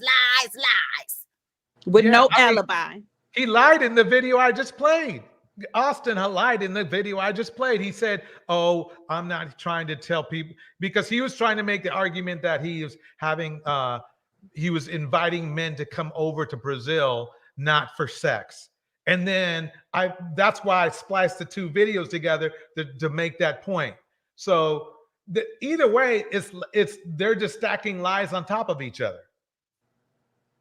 Yeah, and I think he was just trying to say, I think he was trying to put on, and everything blew up in his face. I think he wanted to make it look good, like he was setting up residency. Then when everything went left, he had to save face. So he went ahead and said, "Oh, well, my landlord allowed me out of the lease." Why would the landlord care? And he just got there. If it's 12 months on the lease, it ain't my fault you was running your mouth on the internet and you got to leave. That ain't stopping you from giving me my $500 yen, dinero, whatever, pesos a month. So run me that. Siobhan, just because people don't know how to actively listen, you said even if he had a lease, did you not? See, right. Cupcake doesn't listen. They listen for keywords and they don't listen to anything else. She said even if I believe he had a lease. Cupcake, even if. She didn't say he had one, idiot. Yeah, no, I didn't say that he did. I just said that for the sake of argument, if he did have a lease, that still does not stop the fact that the landlord could still get their money off of the top. You still signed a lease. So it has nothing to do. It wasn't like he was in a dire straight situation to where, because their laws are different. So it would be different in the United States, but you still would have to prove as far as how cheap it is to live over there. Would it be feasible? Here I come to save the day. That means that Mighty Mouse is on the way.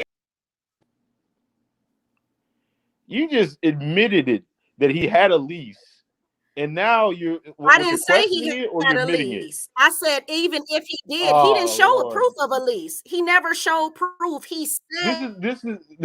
I thought Obsidian was a charlatan. And how is he able to break a lease this after is nothing 2 or but 3 verbal months? gymnastics now. That was you're doing for a year. All right, Simone Bowles. Verbal gymnastics. Bullshit. Full of shit. I mean, why is it that you can't retort, man? All you do is I can retort, but when you got two people full of shit. No. Retort means reply in an argument. But all you're doing is name calling. I can't have you do that to my guests. Okay, let's go to Flint. Let's see what Flint. What's good, man? No, I'm just listening to what you're saying, and y'all being what are we being? Prejudicial and biased as always, but yeah, that's not exactly. I mean, that's not how you say it, but I know what you mean. Go ahead, put them on. What's that got to do with business? We're having a business discussion right now. We're talking about a lease being broken, so this has nothing to do with nothing. No, talk about Austin Holloman. I mean, you're talking about Flip. Can I say something real quick? Yes. Okay, you can't do what Triple just did. You can't come on here and start name calling. Okay. You can make argument though. We appreciate that. You can make debate. We appreciate that. I'm not name calling. I'm saying you're being. It's actually you come on here calling people prejudicial and lying and shit. So just make your point. Bias. The point. Okay. What subject we? Bias about what? Or what are we biased about? What are we biased about? The least point. I'm not talking about that point. I'm talking about the point that he wasn't kicked out. He wasn't kicked out the country. Okay, let's work on that. He left voluntarily. Let's work on that. He left voluntarily. Wait. Before you work on that, let's give a good example of being kicked out. So Flitch, You left voluntarily. You were kicked out of Peso's room, right? You were Yes. kicked off his channel. Yes. Okay. That's a good example of being kicked out. So yes, be I mindful. understand what kick out means. Be mindful that you could be kicked out here too. I don't mind, but it's not your channel, DJ Church. You can kick me out all you want. Okay, Flip. Okay, have you been kicked out of a club before? Nah. Okay, you know the term about being kicked out of a club, right? If you act up, Yes. you get kicked out, right? Yes. Would you say that's somewhat accurate to what you believe might have been unfair or not what happened to Austin, right? Yes, it was unfair. Okay, but he got kicked out. He did not get kicked out. I mean, I got kicked out. Okay, Gemini just said Okay, that I but get kicked you out. just said it was getting Listen, kicked man. out. So what do you define what happened to When you Austin? get kicked out, you forcibly removed from the situation or the particular place. So That's not true. forcibly That's not removed. true. Fled. What happens when somebody's kicked out the hood, out the neighborhood? How is that done? You forcibly be removed. Not always. If he on the run and he can't come back, how you gonna come back into the neighborhood Okay, if the word on the okay, streets so you says saying that he can't hit the block? So What? you saying the government the only one that can allow No. you to kick you out. Hold on. This ain't got nothing to do with the government. See, y'all trying It to make does this have to do with lawful. some of the government. Y'all trying to make this lawful. We already know that he was not lawfully presented with any Okay, paperwork. so that's the point I'm Hold making. on. That's the point I'm Let me making. hold on. I'm asking you a question. You from New York. So I'm talking the hood perspective. I'm talking on the low. I'm talking about when somebody kicked off the block and he can't come back. Is there an announcement in the newspaper? Or is it just known on the streets? Is it not known on the streets that such and such can't come back and hit the block? Have you not seen that before in your life? Yes, if you're using that reason, okay, he was kicked out in that regard, but not kicked out legally. That's all. Okay, That's all. But we already know that, though. Hold on. We already know that. That's not what we're saying. No, but the legally is a stronger ground to stand on because he could go back. That's what Sir. But I'm saying. that's That's not even the point we're making. That's not the point we're making. That's not the point. Okay. That's Okay, not what's the the point point. you're making? Flint. Yeah. What's the point you're making? If you The point sit back we're and making. relax and keep your mouth closed, you might be able to hear the point. Yeah, you gotta listen because see, y'all trying to put words in Torch's mouth and as well as the panel, as if we're sitting here saying that any legal documents. We're also debunking the fact that an alleged legal document, which would be the lease, was signed because we haven't even seen a copy of his lease agreement.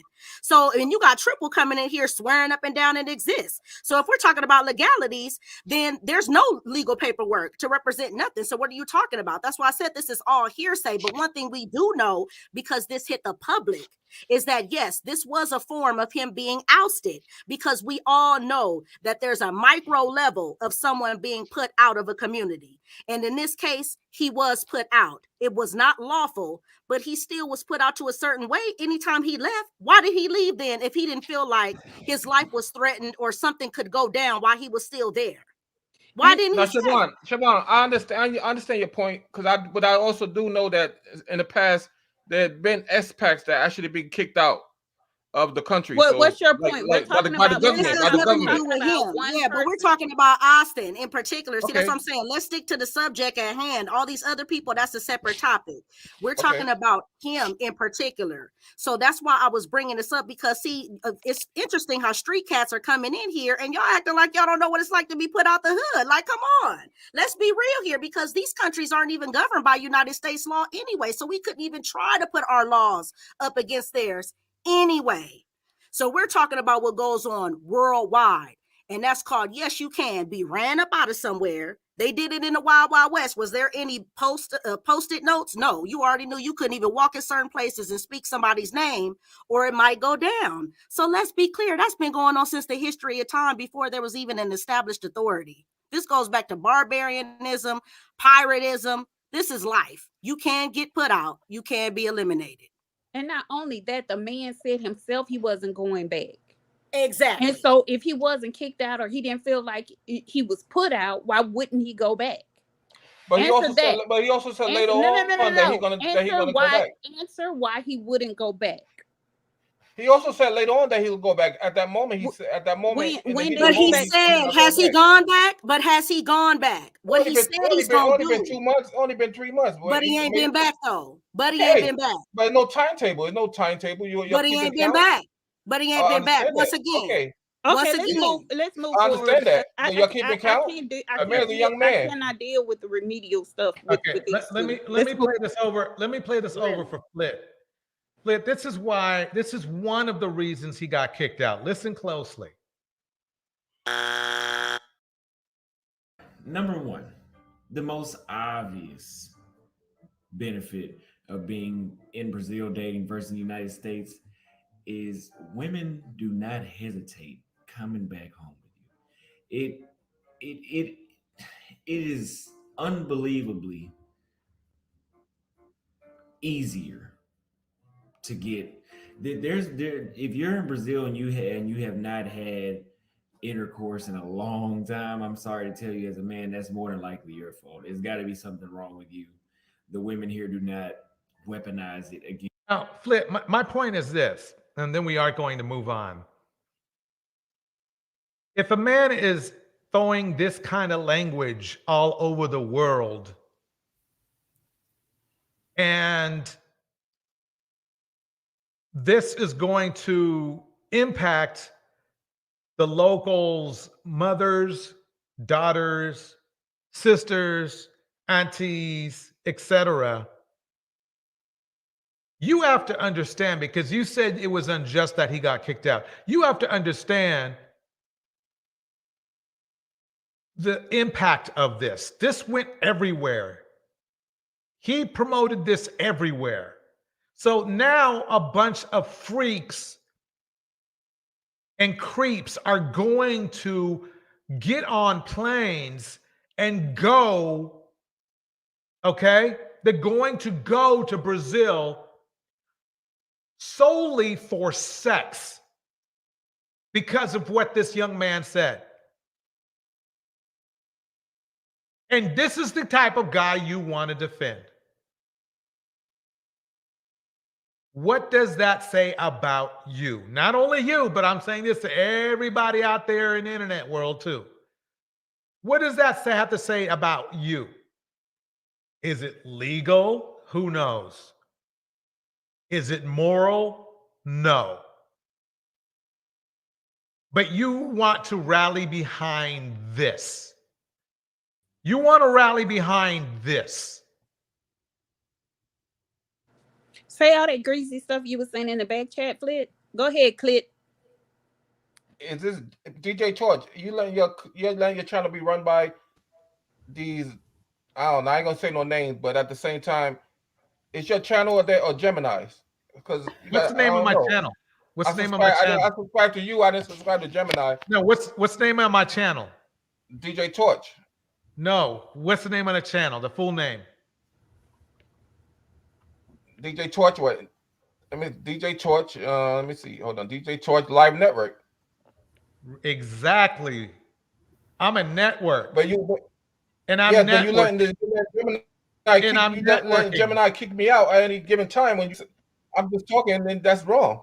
He's part of the network. So it's Siobhan. That's like immature. You're not wait. Anybody different to your reason. They like kick everybody out. Flit, you asked me and I'm answering your question. Did I answer it to your satisfaction? Yes or no? You said, what's the name of the channel? It's Live Network. That's still the answer to the question. Right. And I'm telling you who the network is, right? Do you know? Did you hear my answer, or did it kind of like, were you too busy talking? Okay. What I'm saying is that, do you want me to answer your question, or do you want? What do you want to do? I'm just saying. Okay, you letting Gemini kick me out? That's what I'm saying. That's her job. Okay, but I'm just DJ Torch. Before Gemini, before she was a moderator or whatever you put in charge of the channel, I subscribed to you, right? You don't agree with the points, then you letting these people that now you don't agree with the points, so they kick you out at any given time. That's wrong.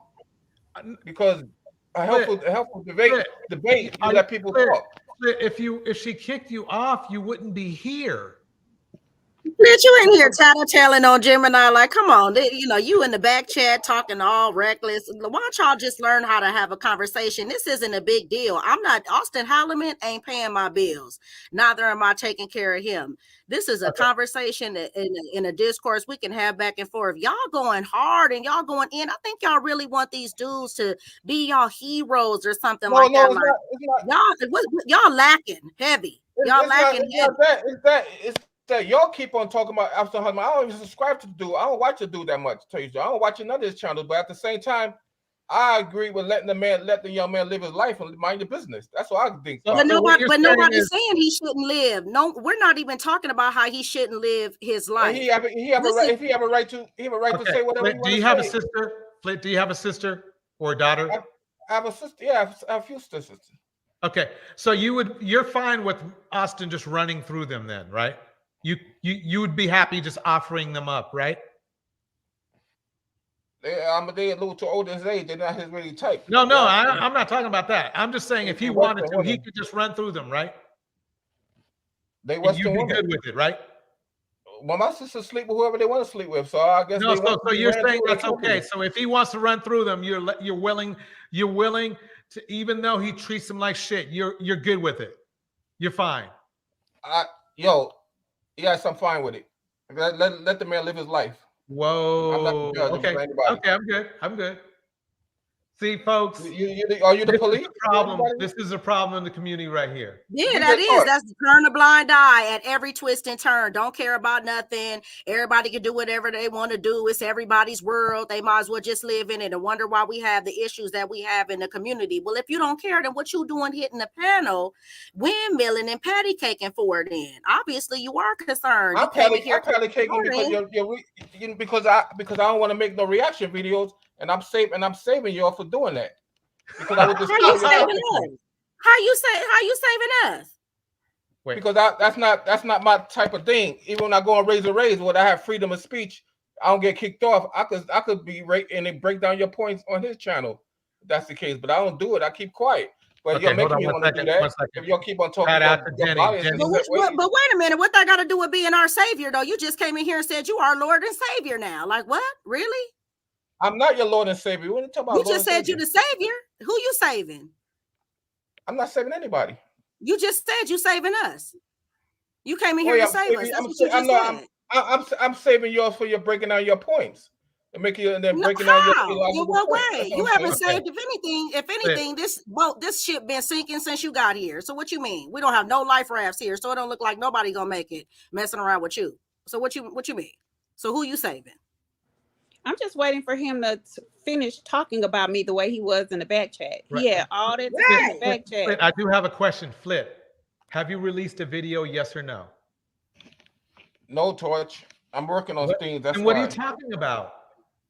You know, I got this other channel called Finding Love Overseas. Flip. We had this talk a long time ago, right? We did, right? We had. Yeah, I'm not on your time. We had to talk about you. I appreciate you starting your channel, right? I appreciate your support, and I appreciate your. But you haven't done anything yet. So why are you going to try to? I don't mind you threatening us with a reaction video because it would be kind of fun and funny. It would be fun, right? But you can't even do it yourself, and then you're in here defending a man that you would allow to run through your family. That's weird. You have to admit that's some weird shit. Listen. I don't know why you can't cape for these women. You can't play hero for these women when they willing to open the legs for these type of dudes. You know something, Flip? He's not. Austin Holloman's not raping any woman. Flip, that's a good point. So I understand your reasoning. I tell you what, Flip, I won't. You going about raping any women? I won't cape for any women anymore. I'll just let they opening their legs. So why you blame them as well? It takes two to tangle. Wait, are you done yet? I'll wait till you're done. I'm done. Okay. Flip, I'll tell you what. I'm gonna let Siobhan talk to you. I'm gonna let A Lady talk to you. I'm gonna let Gemini talk to you. I'm gonna let Jenny let you know that she thinks you're disgusting. I'm gonna let them talk to you. I'm just gonna sit here and chill. I'm gonna go grab some milk from the fridge, and let them have that. Don't stay too long because we want to move forward. I'm a dead man. Yeah, really. I'm a dead man when you leave me with these ladies. No, well, you know what? My question now is, how did we even get on legs being open when that wasn't even a topic of discussion? So you know, it's real interesting how you guys dive right into the dark side immediately. Can I explain? Nope, we're moving forward. Thank you. So that was fun. Here we go. The media called it the South Capitol Street Massacre. On the grounds of Southeast and also Southwest, there were a few incidents that unfortunately all started with a stolen bracelet, and it set off a chain of events in March 2010 that left 9 people wounded and 5 more victims, all 5 under the age of 21, gone forever. This took place over the course of 8 days, and a News 4 reporter said it was one of the deadliest street crimes in D.C. history.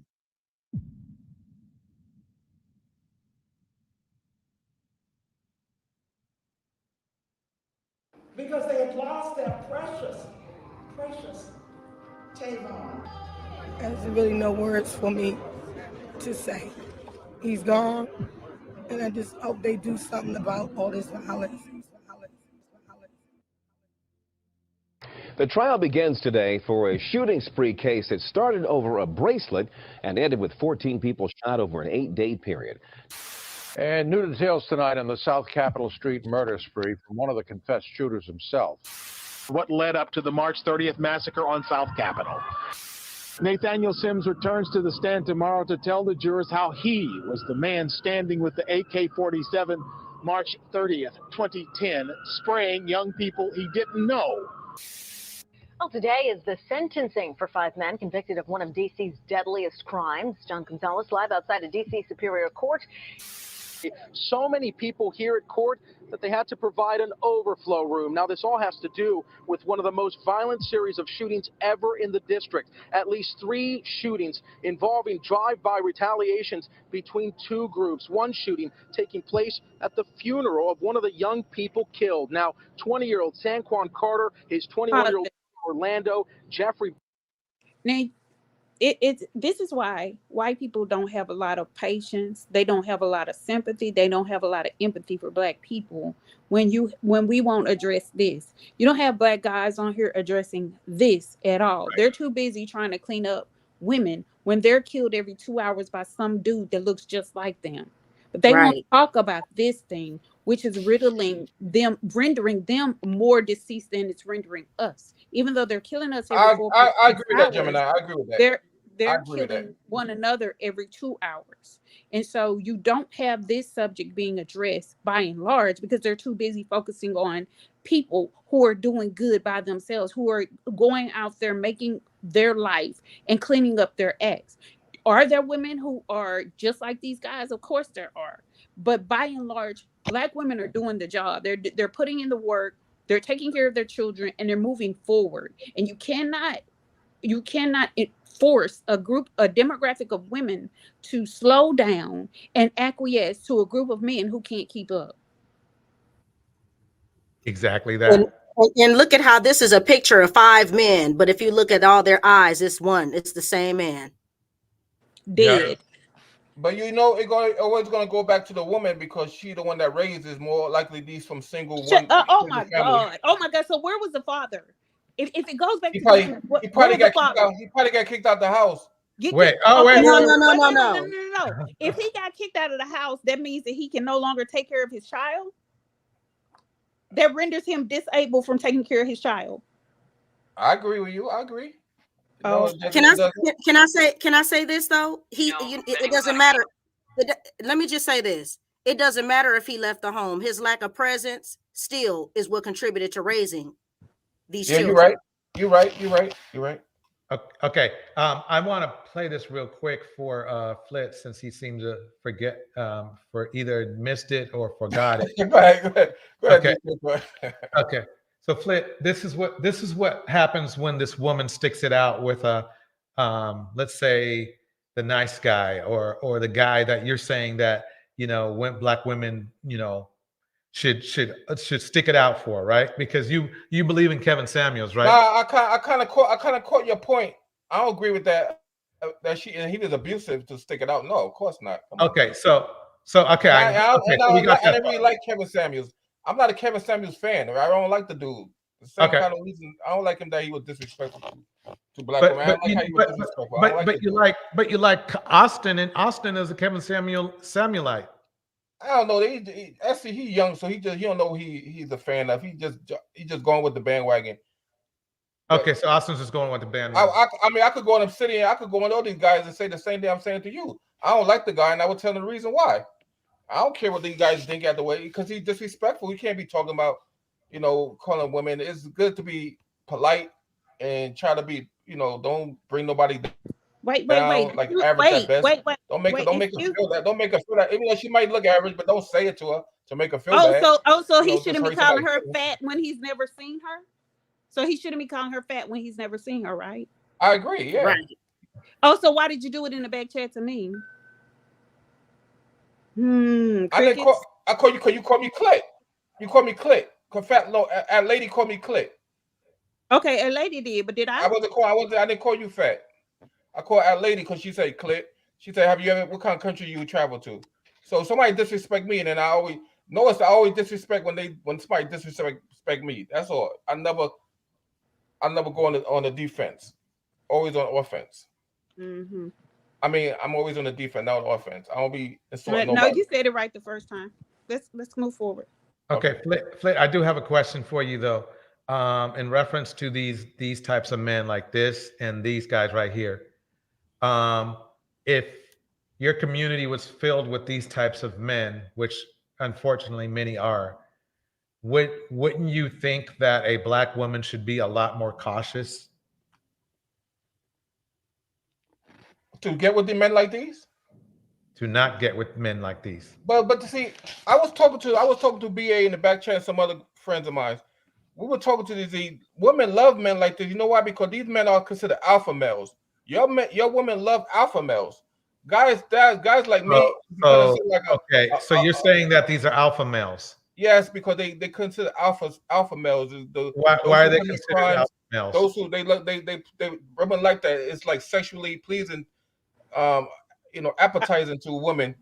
Men look at that. Unfortunately, I don't know how the women make up. Okay, let me ask this question. Like this because they're alpha males, and women attracted to alpha males. Let me ask you this question: which one is an alpha male, Saquon Carter or Orlando Carter? They're brothers. Which one of them is the alpha male? I'm talking about in regards how women look at them. Which one of them is the alpha male? None of them are alpha males to me. Okay, so how do you speak for women? Are you a woman? Well, women look at them alpha males. Speak for women? How do you know that? A woman? Because these are women these are the kind of men that women get with, don't they? These are the only kind of men that women get with. That's okay. Ask this question: How many? No, sir. Answer the question: Are these the only type of men that women get with? No, of course not. They get with lawyers, right? They get black women get with all kind of men, right? But they also get with these men as well. These men is not. They're not celibate. Just curious. They have. What would be your best bet? What would be your best bet as far as lawyer? I mean, what percentage of lawyer type or good guys would you see black women getting with versus the so-called alpha? What you're calling alpha male, or let's just call them Pookies for now. But we have to look at it in context, DJ Torch, to answer your question. Any way you want to look at it. I don't care. Look at it in the context. These women that they attract is not the kind of woman that they get, right? Is not the woman that's around to attract lawyers, for example. Okay. Okay. So why can I ask the question? More likely they're getting hood chicks. So can I ask everybody a question real quick? Wait, Mr. Siobhan, let me ask this. Why are you blanketing all women then? Why are you saying women get with this type when you just said that not all women do this? The women that because they are women though, right? The women getting with them. So I'm just saying what the fact. No, wait a minute. No. You defer to Pookie, Ray Ray, and this type and that type, but then you say all women, and then you just deviated and said not all women. Certain types. I said these are the women that these are the women that these are the men that women choosing, right? Not all, of course, not all. But did we just choose? already And we're passed women. that. Did any of us choose? See, this is what I'm confused about. I'm confused about how anybody is talking about dating anybody when none of us as women, we didn't vouch for any of these men being the alpha man or that any of these men we were attracted to. So it's funny how you're bringing this up. So is there something you want to tell us? But I don't know. But I don't know what kind of men you've been through, and you probably won't admit that. That's the whole point. The whole point is that no one was talking about that. No one was talking about no one being attracted to anybody. Okay, Siobhan, you're right. Or otherwise, you brought that up. So I want to know, why are you concerned about who's sexually attracted and dating these men? We don't know. What are you talking about? Like, what does that have to do with because DJ Torch asked me a question. I'm saying these women.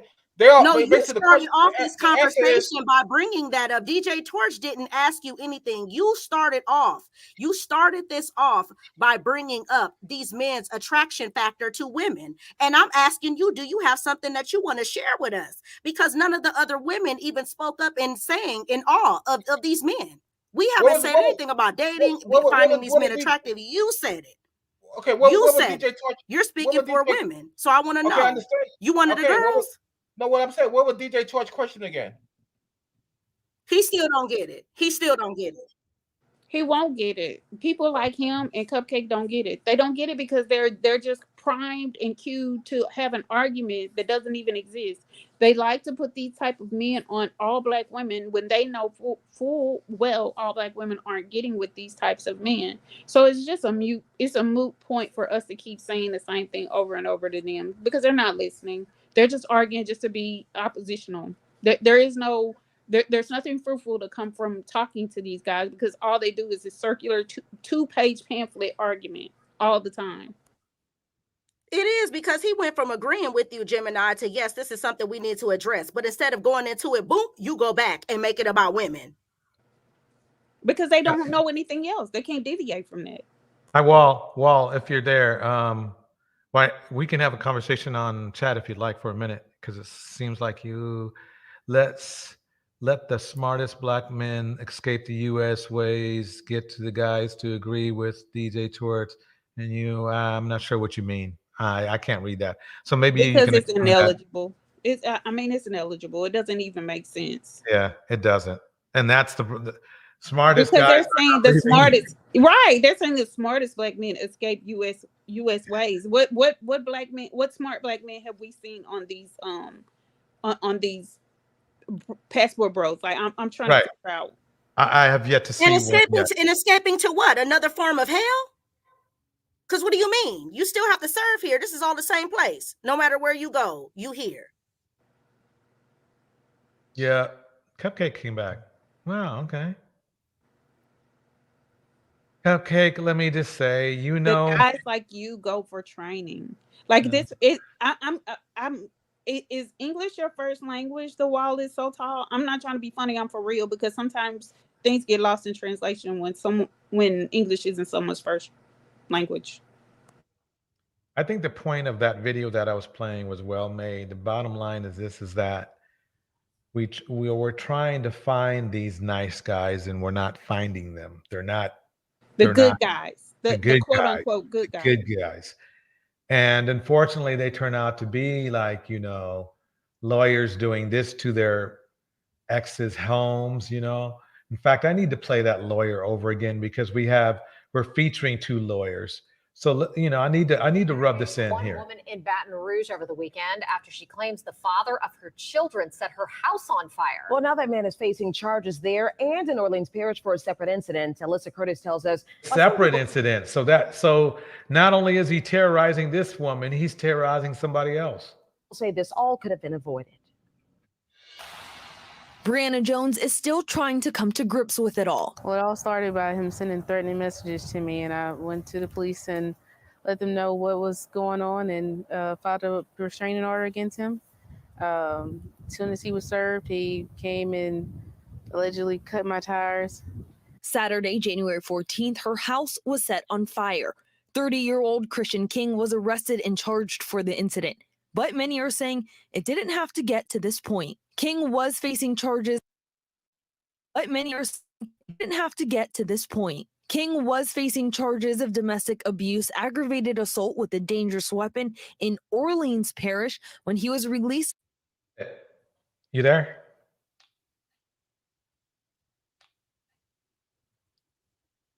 Yes, we're here. I was trying to see if Flit was here. I want to ask him a question. Yeah, He's I'm there. here. Okay, Flit. You see this guy right here? Should the woman Yeah. have chosen better? Yeah. What you said? Should she chosen better? Should Yeah, the she could woman have chosen- chosen better? Yeah, of course. Well, he's a lawyer. Women chooses, men choose when they get married. Wait, but wait, women wait, choose wait. when they He's a want to lawyer, choose, yeah. though. He's a lawyer. He's a lawyer. Yeah, but you know, some lawyers, he human, right? They reach breaking point sometimes. Oh, What do you now mean? he's human. Yes, he human. He not an animal, a dog, but he's a human. Yeah. But he did all that shit. You see, he did this. He could have burned his I'm not defending the dude. I'm not gonna. You're gonna put me in the show. I'm not gonna defend illegal activity and these black men that go crazy. I'm not the You one. just So said he's human, though. But isn't this an inhuman thing to nearly possibly yeah, burn your whole family up? yeah, these guys. No matter. Yeah, he's a lawyer, and there's doctors that murder their wives, white, black people that we do it all the time. So Okay. these people So- crazy. so, the guy but- that murdered so dude it's that not- just killed his family. But his a lawyer's a mother, pretty his a wife, and lawyer's son. but a lawyer's lawyer. not really Murdoch. seen as You know being that a Murdoch pookie, dude? right? A lawyer's not seen as Huh? being a pookie, though, right? That pookie So- behavior. It's pookie behavior. So, But what was the whole purpose of that spiel? What sorry, DJ. That's okay. Go ahead. Go ahead. I just want to know what was the whole purpose of the spiel with the 5 suspects. You said everything you just said. Now all of a sudden people are human and people snap. So which one is it? If that's the case, you should have said that about those men. A Pookie and Ray don't necessarily. The point that I know you're alluding to, the Pookie and Ray don't necessarily have to be dudes that from the hood. They could be actually the character, the character of the person. We know Okay. what that is. I just said, why didn't you have the same energy for the same men in that lineup to this man who is a professional who set his family's home on fire? I have the same energy. That's wrong. No, what you immediately went in and start talking about the kind of men, the kind of women that black women date with those other men. So why aren't you talking about that on this scenario? Is it because he's a lawyer now and now he's not a Pookie? So now you're not concerned about him hooking up, dating a black woman now? See, that's what I'm just saying. You don't even realize that every time there's a new story, y'all narrative changes. You know, you guys don't have the same talking points for the same thing. When are you going to understand that when you walk into a room anyway and you're in a room full of black men, you're all Pookie, because the white man going to separate you based off if he know you or not. Other than that, you can just flock in with the rest of them. So I don't even know why you guys are segregating each other. It's a waste of time. And Okay, you still Siobhan, haven't realized it. I understand your point, and I understand why y'all keep on getting kicked out whenever I say something that doesn't agree with your point. But at the same time, I agree where you're leading to. But what I'm saying is that, when it comes to marriage and comes to relationships, you know how it can get very heated, and I don't know why dudes be losing their whole, self-control, their whole reasoning. Like his whole career, he gonna throw down the drain because of being angry and being upset, and now he's gonna do time. I mean, it's not smart, and he probably regret that later on. So sometimes people gotta have self-control. That's all, the Bible teaches that. But the whole point, though, Flid, the whole point of self-control. this, the whole point of this, Flid, is just to show a certain pathology, and you guys are still bringing up. That's what I'm saying. Why even bring Pookie up if we can now show you an attorney who is portraying so-called Pookie behavior?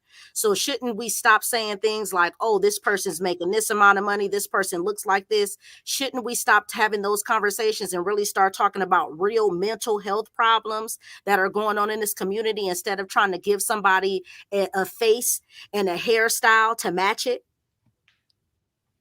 Yeah, I mean, you make sense. I'm not saying you don't make sense. I'm just saying, but it goes. We understand even on the flip side of women, what they do and stuff. I know it's not the majority of how black men are. I understand that when it comes to crime and all that, but they still do just as egregious type of crimes and stuff. And I know y'all could be questioning women like that. Well, why are they doing that? Why are they treating their children like that? Why are they abusive? And people like that for some reason, you know. But y'all making it seem like black women are purposefully choosing these kind of men when you make the comment that you just made about those 5 men versus this man who's a professional. And now he's not a criminal. That's what I'm saying. It's the verbiage. You're not realizing that's a good point, because in the lawyer case, it's probably a little more harder to, discern the kind of dude. Nobody could probably predict, that dude doing that until.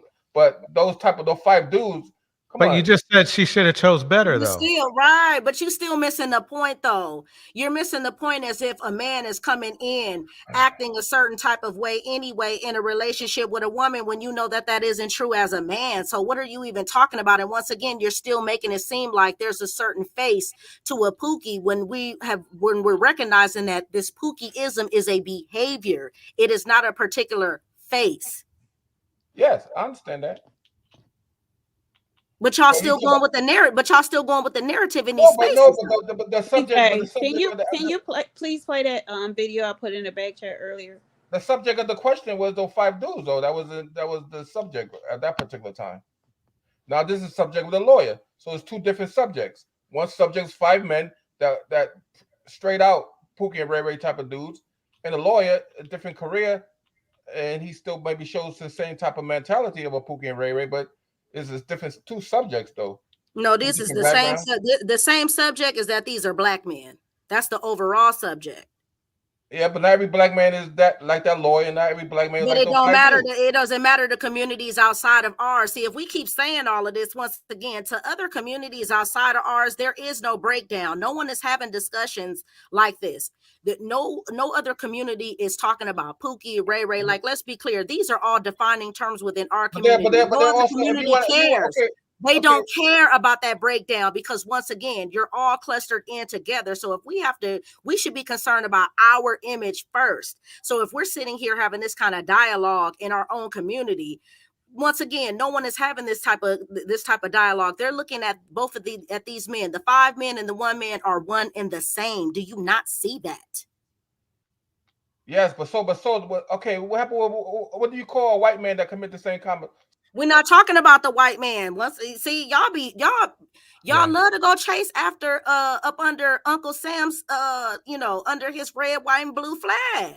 That wasn't designed for you. What are you talking about? It wasn't sewn in your honor. We're talking about our community. Can we play the next example?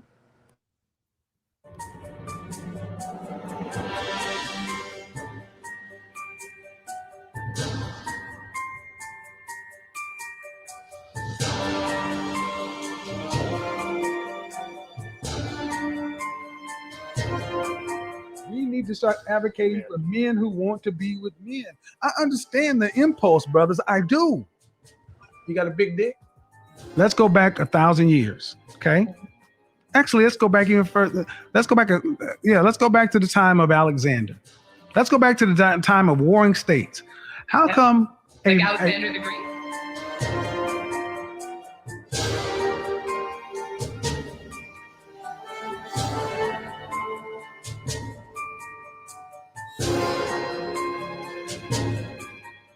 Yeah. How come men could walk? How come men could live in armies of all men and be gone from their city, state, province? You got a big dick? And live with all men. Let me stop that.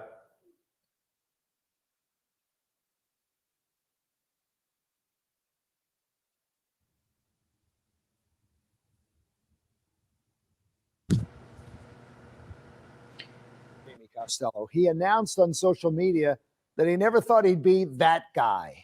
But police say that guy gunned down his girlfriend in Baltimore on Saturday, drove to Columbia, where he also shot and killed his ex-wife before taking his own life. Today, police have identified some of the people involved in this. WMAR2 News' Jeff Hager has more on these tragic events. Jeff. Reportedly saying he would never go to jail, the gunman followed up one murder with another murder before taking his own life. Police say 44-year-old Raji Sharif Black kicked in a door to gain entry into his unidentified girlfriend's home here on Marshall Street in Baltimore's Federal Hill around 1:30 Saturday afternoon, and then gunned her down in cold blood. Again, we're talking about an instance where someone simply just can't resolve a domestic conflict in a better way. And we have to get to a point where we're all holding people accountable that we know that we can move on in our lives. People can move on in their lives, and you should not be able to take their life away. But Black wasn't finished just yet. Police say he then drove to the house of his ex-wife, 42-year-old Wendy Natalie Black, in Columbia, and announcing his intention to kill her as well as killing himself on social media. Seconds later, he did just that, a matter of minutes before Baltimore police called their counterparts in Howard County to try to warn them that he'd be heading their way. Howard County Police were called to the 7300 block of Edenbrook Drive here in Columbia just after 2 o'clock today.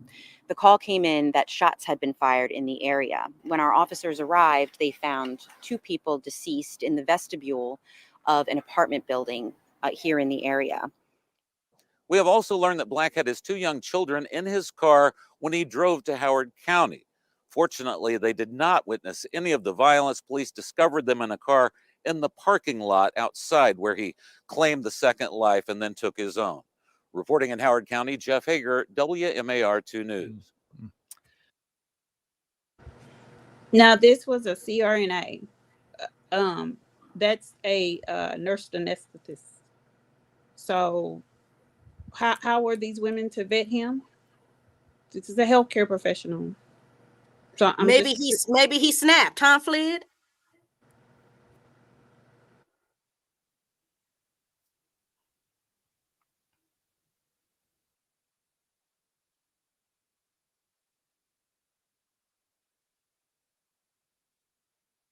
So what's that, crickets? He has nothing to say? You don't have nothing to say?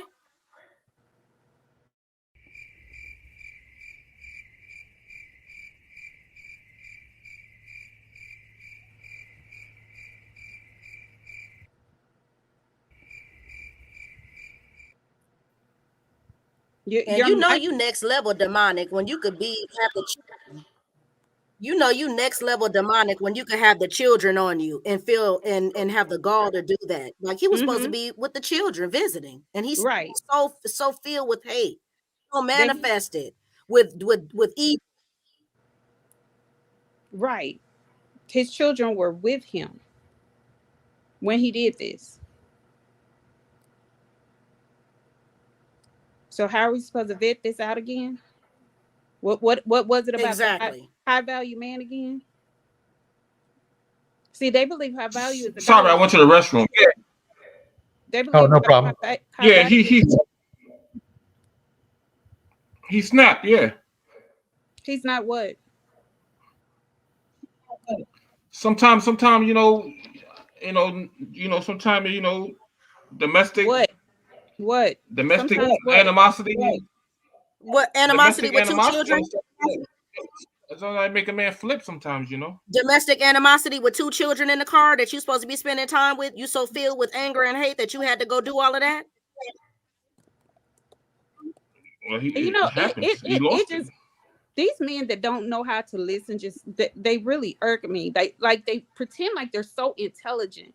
I said CRNA, Cupcake, CRNA. Look it up. Look it up. You don't have to be ignorant on purpose. There's so many that you have access to so much information at your fingertips. You don't have to be so ignorant. I'd like to kick a couple shout outs. Shout out to Andre. Shout out to Act Natural, Under Pressure. Shout out to Quita's in the house. Shout out to King Lucifer. Shout out to Big Cap. Shout out to Monica. Shout out, I think, to Melinda is in the house. And shout out to The Wall is Tall. And we have a lot of examples. We've compiled a lot of data with these professional, on the Google Keep with the professional, the evolution of the Pookie, the professional edition. Yeah. And that's why I'm curious into wondering, because this is what this conversation is starting to sound like. Whenever it's Pookie, is somehow warranted, it seems like. And then when it's crickets when it's the CRNA. So are we just sitting here? So we're really sitting here saying how we're allowing this. Like we're just gonna allow this just based off of what? Because this looks like Pookie. So we're just, I mean, come on.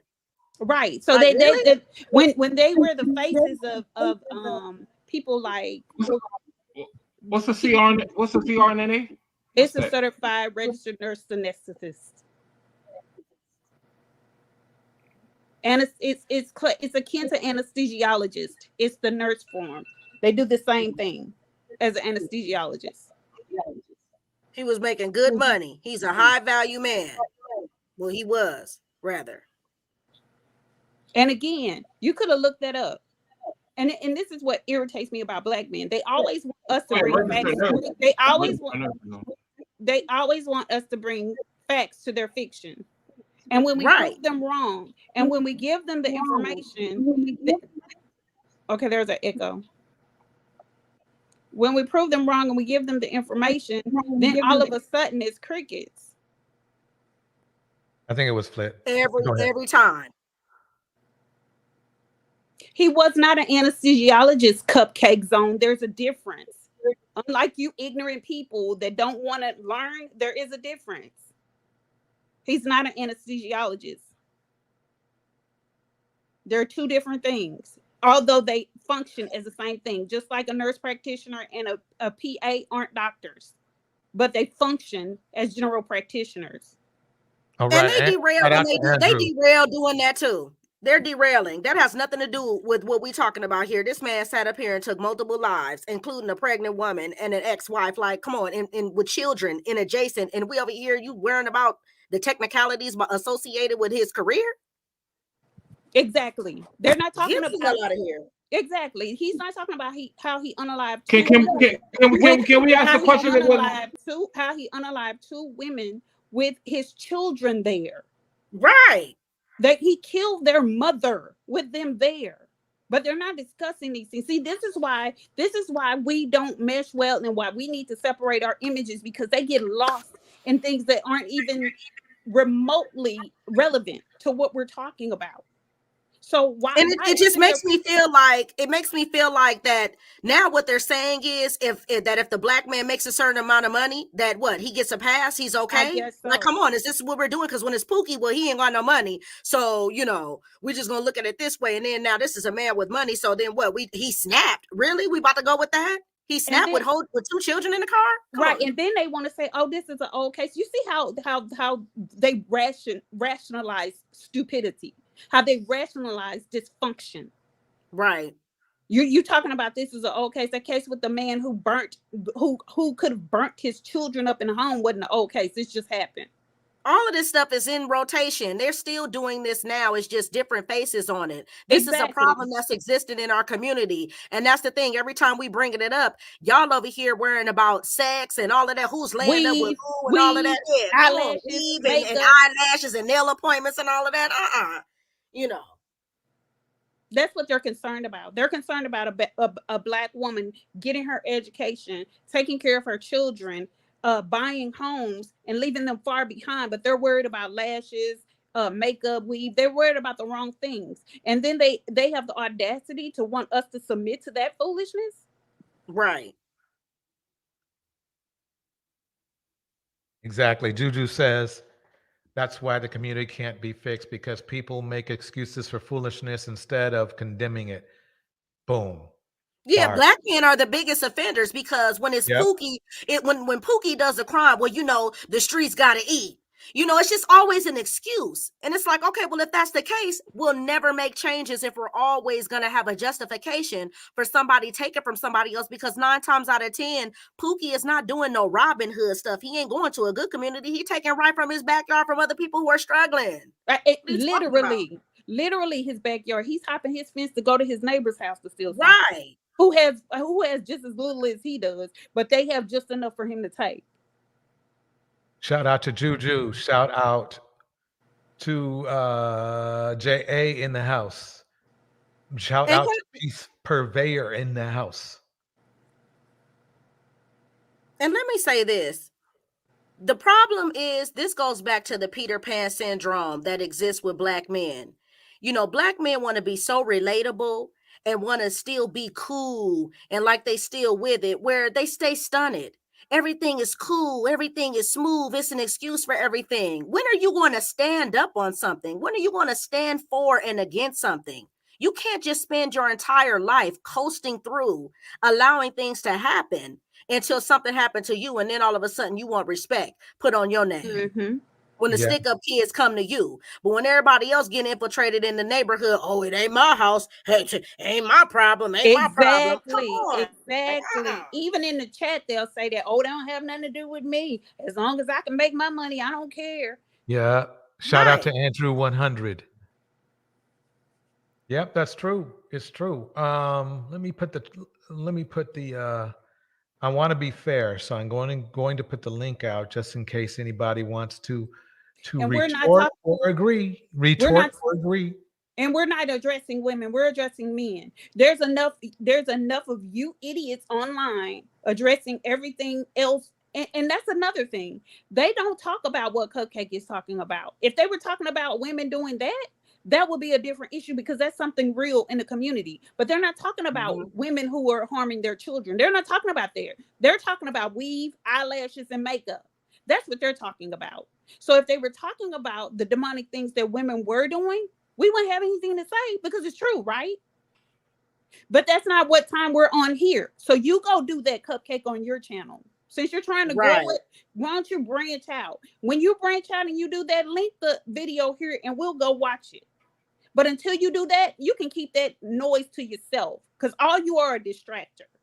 All you are trying to change the subject and trying to pull us away from talking about these ignorant, underdeveloped men that are riddling crime in the Black demographic, that are unemployed and underemployed in the Black demographic, that are killing one another every 2 hours in the Black demographic, that are ending Black women's lives every 4.6 hours in the Black demographic. When you do that, we'll come over and we'll watch it.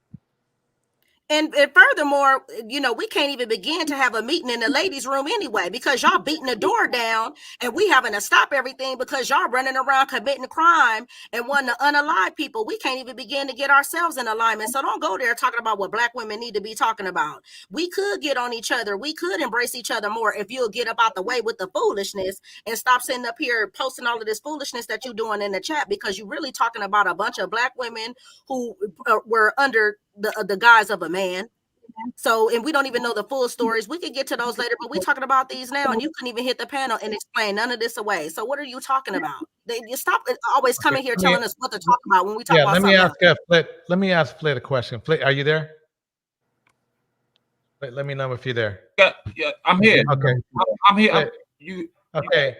What would you suggest would be but the you best can't way? sure. You can't be doing me out. Are you there? Are you there? Every single time. Wait, Flit, I'm here. Can I ask you the question or not? Yes, go ahead. Okay. What would you believe would be the best step forward to fix the community? Getting married. So marriage? That's how you fix the community, by being married. But yes, I just showed you two men who had. But that's a couple. That's just a small percentage of people. Come on, don't use that reasoning on me. Don't use that kind of reasoning. Didn't Kevin say that 80% of? Well, when we get a female story with like destroying their kids and all that, and they use that to represent all your Black women, don't start using that reasoning. Did you want me to finish my statement? Did you want me to finish my statement? Yes. Okay. So Kevin Samuel said that 80% of Black women get divorces anyway. So how does that help? And I just showed you why, right?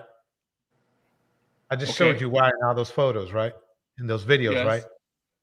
Yes. So wouldn't it make sense that maybe we should try to fix the men first before trying to force women into marriages that a large percentage of them will turn out to be abusive? I agree with that. Yeah. Okay, so what do you think we should do then? What do you think we should do? What do you think we should do? You can't just start a family if the men are broken. No, but there's women that's not broken as well. Somebody's okay. I'm sorry. Go ahead. Go ahead. I thought you were. There are men that's not broken as well. So Well, how with those many men would you say that is why we focus on the broken men? No, why we focus on I the just broken asked men? you a question. How many men? What percentage of good men do you believe there is in the black community right now? There's a lot. I don't know. No, a lot's not going to work for me. I need numbers. I need you to give me your best guess. Out of 10 of okay, let me ask you this.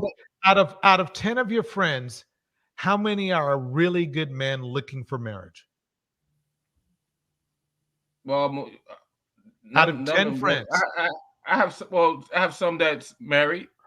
Out of 10, and you can count them. You can count them. But out of those 10 men, you just grabbed out of your friends, out of how many of those men are either married or are looking for marriage?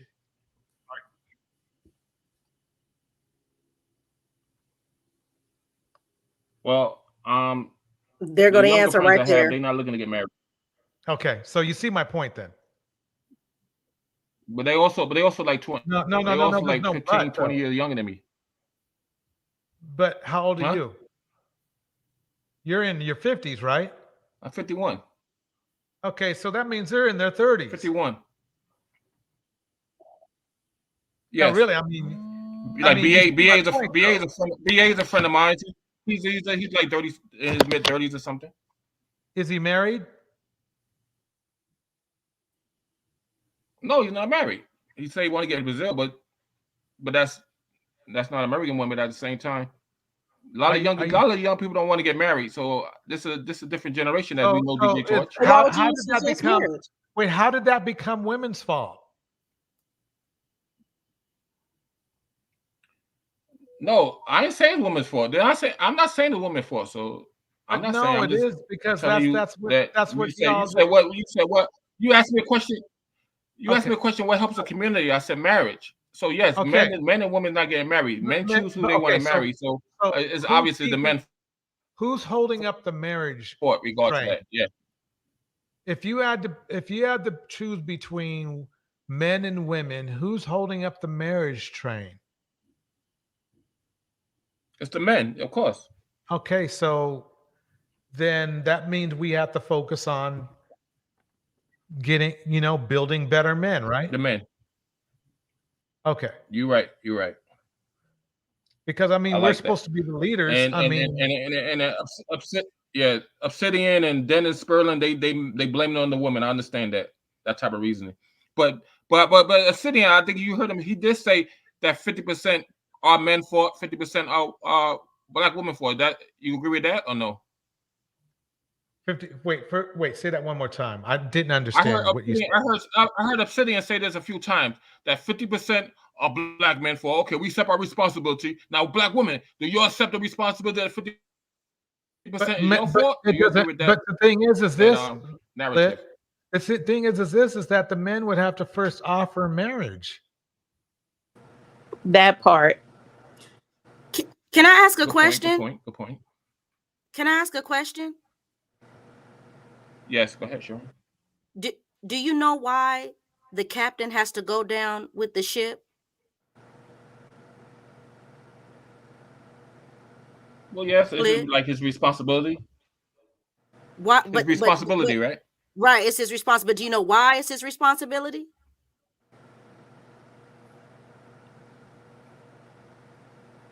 Not really. Do you know that the captain? But do you know that the captain is basically, he's essentially married to his ship? That's why he goes down with his ship. Okay. That's why he's the captain. He's the leader. So once again, how could anything be a woman's responsibility in regards to a man's leadership if he's the captain? Isn't the captain supposed to go down with the ship?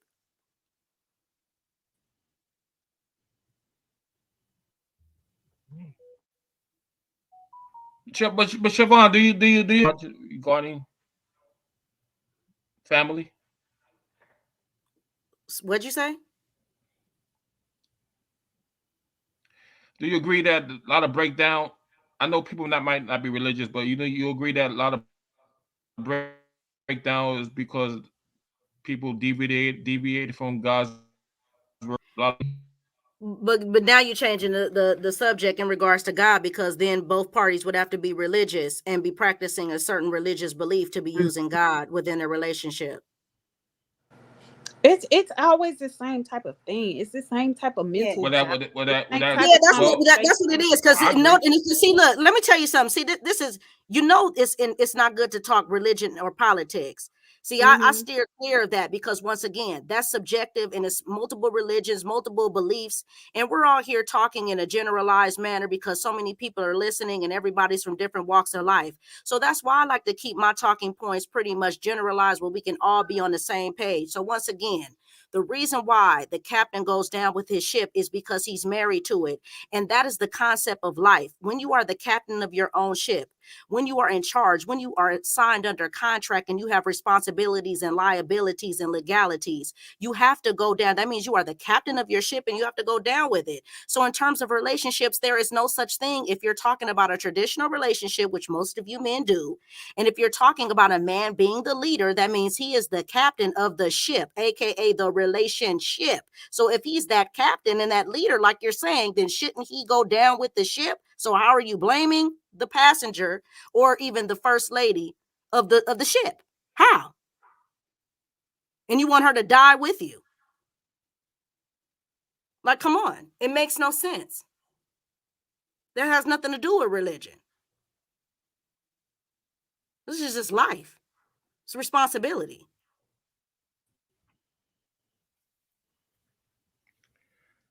I understand that, but a lot of strong marriages and strong community are built on religion as well. Okay, but people, now when somebody chooses not to follow religion, then you see why the breakdown. That's all I have to say. Religion, but that's subjective as well, because once again, we would have to know, I don't know how deep someone is. I can see you at church. That doesn't mean that you're really worshiping the Lord. So once again, though, that's subjective. Okay, I agree with that. That's subjective. Okay, so so marriage is subjective as well, then too, because who judges marriage is subjective. No, it's not. No, it's not. We're talking about a man. First of all, what's not subjective is these stats. We're talking about men that aren't even getting married, not men who are getting into a marriage and then where that marriage takes them. That's afterwards. But Black men aren't even getting married, so we can't even have a marriage conversation if marriage isn't even an option. These guys, they don't want to talk about factual things, and it's frustrating. Right. It's very frustrating. They don't have genuine conversations. They're very disingenuous. Yeah, I mean, the thing is that obviously Black men aren't offering marriage because there's too many single mothers. Even if you count the women that per se, they said kicked out the men. And then that's not calculating the women that kicked out the men for a justified reason like abuse or something. So the bottom line is that by default, it's the reason why the marriage rate is so low between African Americans is because of the Black men. All we need to do is step up. I mean, think about it like this. At the very least, then there would just be more divorces, right? Instead of women that were never married, then there would be women that were married but then got divorced. The men might have had a better argument if we did that. We didn't even do that. Like pumping and dumping is the majority of the women, because that's what the men say all the women choose, which we've just learned today is not true, because the people they are calling Pookies are actually themselves. They are actually Pookies, because we found Pookies in the high value amount and we found Pookies in the low value amount. And since the average amount that a Black man makes is 43.5 or something, like whatever you want to say, Kevin Samuel said man-made, it's still not a whole lot of money. So basically, that's a lot of potential Pookies, whether we like it or not. So even the thing is why should a Black woman get married when a man doesn't even offer marriage? who is going, you guys make it clear you don't want to marry them. This is going out to all the red pill system. You guys already made it clear. You rally behind men that are trying not to get married to black women because they get on a plane and all that other crap and fly away, and only to be failures in foreign countries. Most of them. I mean, if the leader of the movement gets kicked out of a place that's not even strict, a place that's not even strict at all, like Brazil, you know it's trash. You know he's trash. You guys don't understand how hard it is to get kicked out of a country. You have to do some stupid-ish to do that. It's different if it was maybe some first world country that has strict laws and shit. Even that's kind of hard. No, this dude got kicked out of a third world country. And you guys are rallying behind him. I'm not mad at him. I'm mad at you guys for being so stupid, for taking that as a role leader, as a role model. Yet the bottom line is this. It's a man's job, at least right now, to offer marriage, and you're not. Kevin didn't make that clear, did he? You need to offer marriage. You never did because the stats prove that you didn't. I guarantee you not. A lot of these so-called baby mamas, they would have said yes. I mean, they had your freaking kid. That's already beyond marriage right there. That's already beyond marriage right there. Having your kid. They're already out for 9 months. At the very least, they can marry you for a year. At least. And then you say, oh, well, welfare. Yeah, they just wanted the welfare. So what you're saying is that you can't even make $400 a month. Because you're trying to say that what they wanted to marry welfare because they were going to get more money that way. But look at you. Exactly. I mean, that explanation is so unrealistic, and it's funny to me that they don't see how it paints the light on them. Like they talk about these narratives as if it's not reflective of them. Black men, motherless child, fatherless child. That it must mean the woman raised him. So if the woman raised him, that means the man was right. absent. He was an absentee parent. Right. So that means that he didn't even bother to show up to raise the child, because you don't have to be in the home to raise the child. So right. That's like the coach not showing up to the football game. That's what it is like. It's like the coach has a game scheduled and he decides he wants to quit the season. But they blame the quarterback because the quarterback's just who's left, right? I mean, the man's supposed to be a leader, right? So then that's what they're trying to do. They're trying to put the blame on women because of the men who bailed. They're blaming the women for the men bailing. That's right. But and then they say that women need to take accountability, and I still have yet to hear them say what exactly. Let me ask you this, Flit. When men say that women need to take accountability as single mothers, what does that actually mean? Repeat the question. Sorry. When men say that single mothers need to take accountability, what does that mean?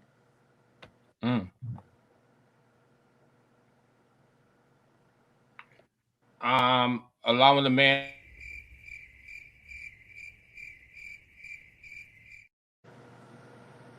Allowing the man to do what? You just you mean that you would use that? Allowing the man to do what?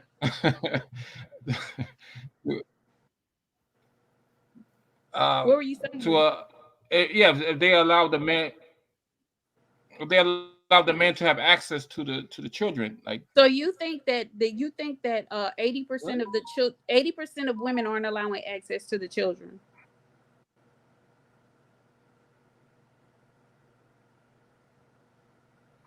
No, I don't think that how I know. What percentage of women aren't allowing access to their to the man? I don't.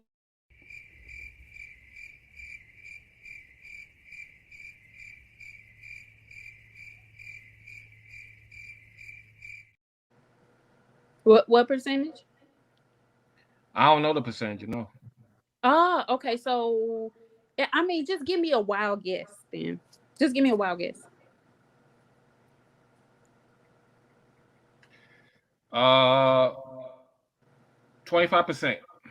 25%. Okay, so if 75% have access to their children, what is she taking accountability for? What is the ones that are allowing access? What is she supposed to take accountability for? Nothing. I don't see nothing. I don't see that she needs to take accountability for that. So that type of reason I'm not on. Oh, okay. So you can't answer for when they say that single mothers need to take accountability. You have no clue what they're saying. Not really, nah. Because I believe that, especially for the manosphere, I do even know I listen to that talking point because sometimes it's funny and I like to for comparing comparisons and all that. But and some that they could be a little too hard on Black women and put too much blame. So I do understand DJ Torch talking points and how you feel and how you feel. I do agree with that. But so. Okay, But so at the same time, this YouTube thing is a small percentage. You're making like overall Black men, and that's sir, kind I of just bad. That's asked you a kind of question. bad. We're not going to deviate from that. I just asked you a question. I don't want to deviate from where we're headed. We're not going to do that. So this is the problem that I have. They keep trying to tell single mothers that some kind of way they're supposed to be accountable. But whenever I pose this question, no man is able to tell me exactly what the single mother is supposed to be accountable for, especially as she's the parent that stayed. She's the custodial parent. She's the one that's raising the child. I forgot, it says over 60% of the women who, I think it's a higher number than that. I have to go back and look, but it's a high percentage of women, almost like 90% of women. Wait. Gemini, No, you can't interrupt me. Okay. It's close to 90% of the women that have child support orders are not receiving. Either they're not receiving it at all or they're not receiving the amount that has been ordered for their children. And so it just baffles my mind and it boggles my mind how these men think that these women are getting by. You have these men saying that some kind of way Black women are getting homes from Habitat for Humanity.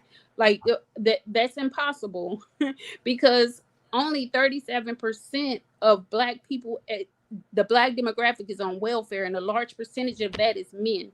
And so when they're talking about women owning homes, it has absolutely nothing to do with Habitat for Humanity, nor does it have anything to do with child support, because most of them aren't receiving the amount that's ordered, and most of them are not receiving it at all. So I'm just so confused about how these men jump through these mental gymnastics to figure out how Black women are some kind of way taking their child support money and living large, when child support doesn't even take care of 1 week of daycare that most of them get. Uh-oh. Guess what? Okay, so Bumpy the Gemini. Rhino. Wait, hold on 1 second. First, I want to kick out some quick shout outs. Peace Purveyors in the house. We have the Priam 3 in the house. Act Naturals in the house. And it looks like we got this going on. I want to catch this in the chat because, see, we got to make sure that the chat gets their love too. You know what I mean? So anyway, Bumpy the Rhino, Peace Purveyor. I have an Ecuadorian friend, and she can provide motherly love for child. Friend, is this your mother's? Bumpy, I just want to get this straight. Is this your child's mother?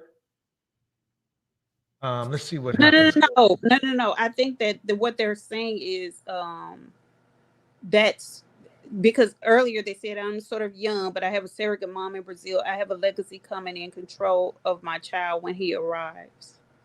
So I'm thinking like a village type of comment they're making, not so much as something else. It sounds like a village type of. Okay, so he has a Bumpy has a friend. I mean, let's get this right. I don't want to get this wrong. So Bumpy has a child, I assume, in Ecuador. Is that correct? I really don't understand what And I they're. assume that it sounds like that he's not there, because if he's not, I have no idea. The way that they worded this is kind of odd. okay, wait, let's see what happens here. Let's look into this. Let's dig this down. This is interesting. Okay. So Peace Purveyor says, I say I hit, but I won't change that. Change the so. Okay, we're gonna go up here. Yeah, I'm not seeing. That's the beginning of the conversation, and it doesn't make sense. Okay, wait. So here we go with this one right here. That says, Peace Purveyor, I'm sort of young, but I have a surrogate mom in Brazil. I have a legacy coming and control of my child. So he has a child when he arrives. So is the child not birthed yet? Okay, and then Pookie Miss. Wait. Peace Purveyor says it's still a single parent household if you're not married. Gemini. Can I ask a question to Gemini? Okay, wait, hold on one second. So basically, the thing is that the reason why I'm concerned with this the Bumpy thing is, I think a lot of men they tend to get the wrong idea of taking care of a household means, where they may not even live there, but they feel like they're taking care of the household when they're not there. So Bumpy is saying surrogate mom and baby born in 8 months, 8 months to go. Okay, so wait, a surrogate mom is still a single mother, though. That's right. Purveyor nailed that. Still a single mother. A surrogate mom doesn't make it any different. It's just a plan. Wow. Okay, Flint, what were you gonna say?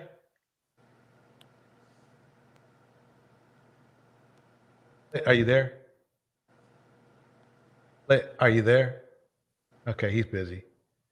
Okay, so that's just interesting to me. I mean, I can understand a surrogate mom, but I think what we do as men sometimes is we start making up magic in our heads. Right. We do. I mean, I've been guilty of that too. But the thing is when it comes to something as important as this, as some child, bringing a child And how in there. how is he saying that's a surrogate? That's not the definition of a surrogate. If you have a woman pregnant and she's giving you a baby, then that's a separate entity, like how Michael Jackson did with them kids. But you can't say a surrogate. That means that is your wife? Is this a woman carrying a baby for your wife or significant other? Because that's what a surrogate is. Right, because if you got some woman pregnant, that's not a surrogate. Unless men don't get a surrogate. Now, if you're two homosexual men and you donate your sperm for a surrogate, that would be a surrogate situation. But even in that case, right? But but he doesn't have his own surrogate mother. If you impregnated a woman, you impregnated a woman. It's not no surrogate though. No.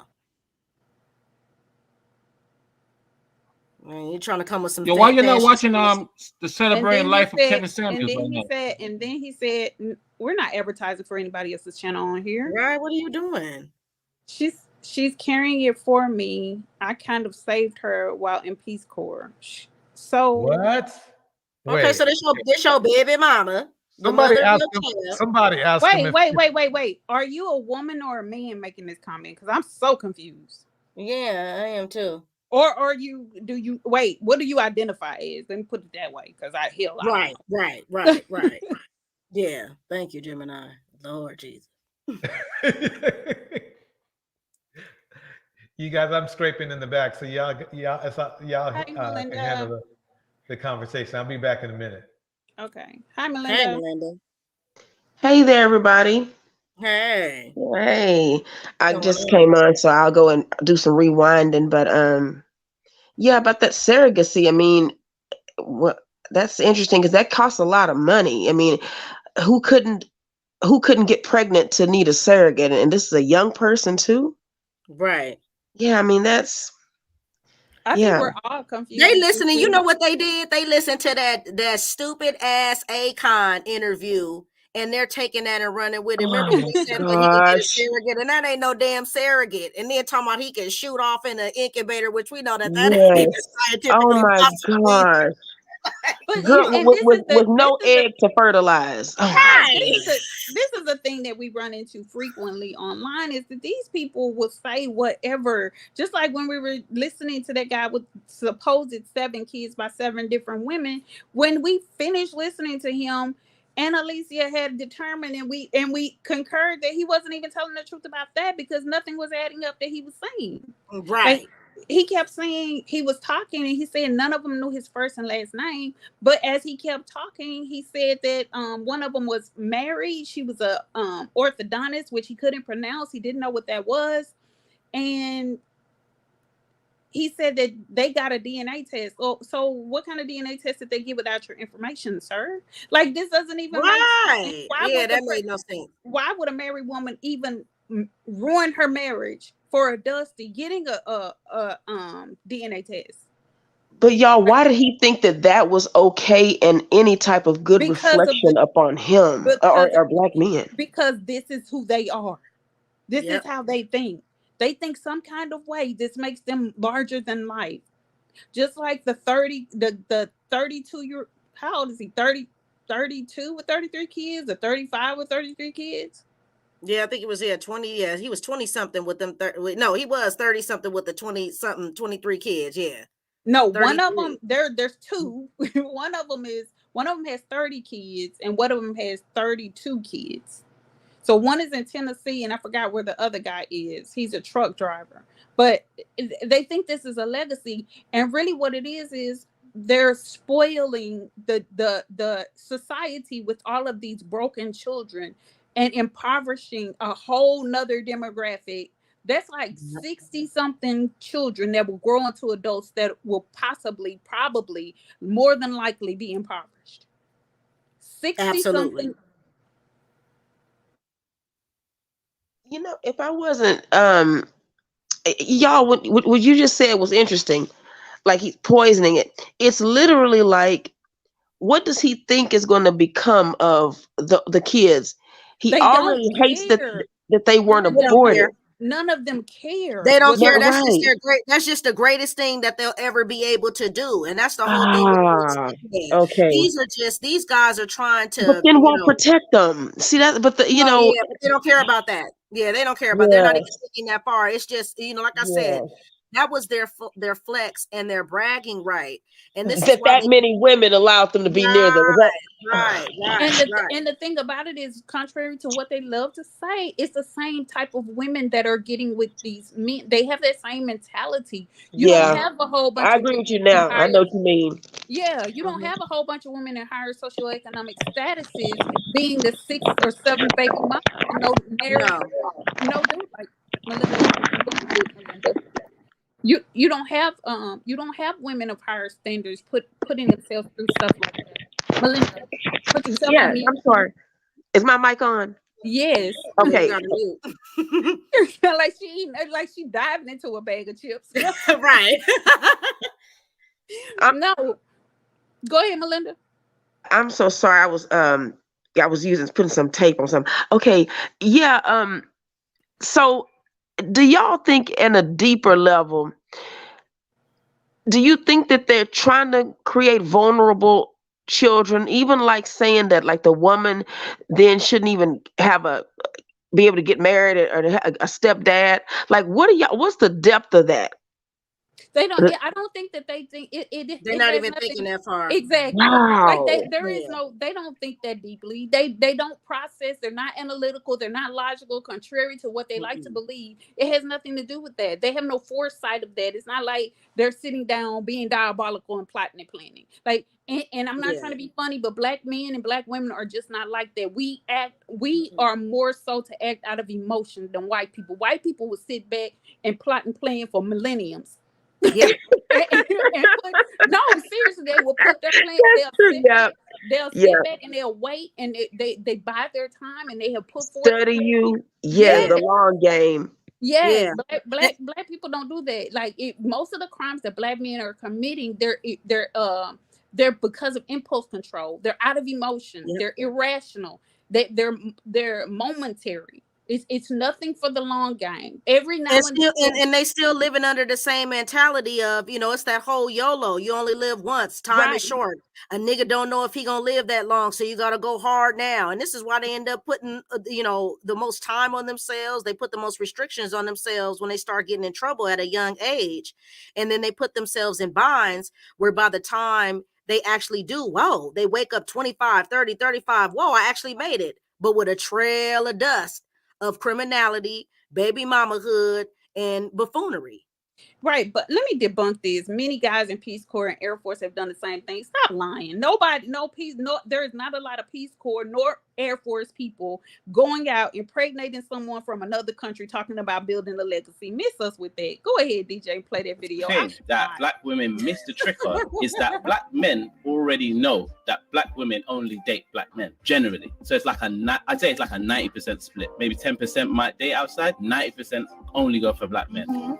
So that means we already know your hand. So we already know, you need this, you need that, you need blah, blah, blah, blah, blah, blah, blah. But actually, you're only going to date me. So me existing, I'm already good enough.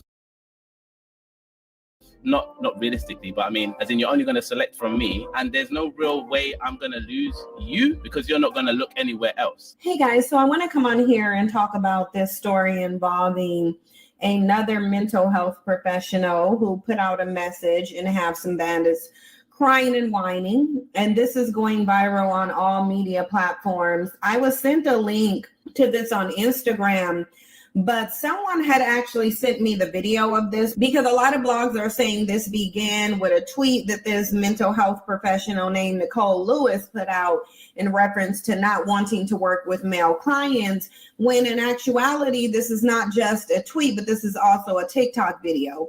And prior to seeing the tweet of this or the Instagram page, what I was sent was a TikTok video of a message that she put out talking about why she doesn't want to work with male clients. Now, I want to emphasize the male point because she's talking about a demographic that she does not choose to work with. She's not putting any colors on it or any races. She's just saying that she doesn't want to work with a certain demographic. And you guys know that I talk a lot about counseling. I have a therapist. I've done health coaching and behavior modification coaching myself, being that I have a psych degree. And it's not uncommon for mental health professionals to only want to work with certain demographics or choose to not work with certain demographics. Within this industry, you have something called a specialty. And listen, this is in other industries too. You have family counselors, you have child counselors and therapists, you have therapists who will work with only couples, you have some therapists who choose to only work with singles, and so on and so forth. They typically set whatever boundaries and whatever demographic they choose to work with. But when you are within a community where you have bandits as the male population, triggered, insecure bandits who don't want to do any work on themselves, basically the notion of the hit dog hollering, then you would get the response that Nicole Lewis got. But this isn't the first time we saw this. We saw a couple months back another mental health professional suggest that Black men get some counseling, and they harassed her.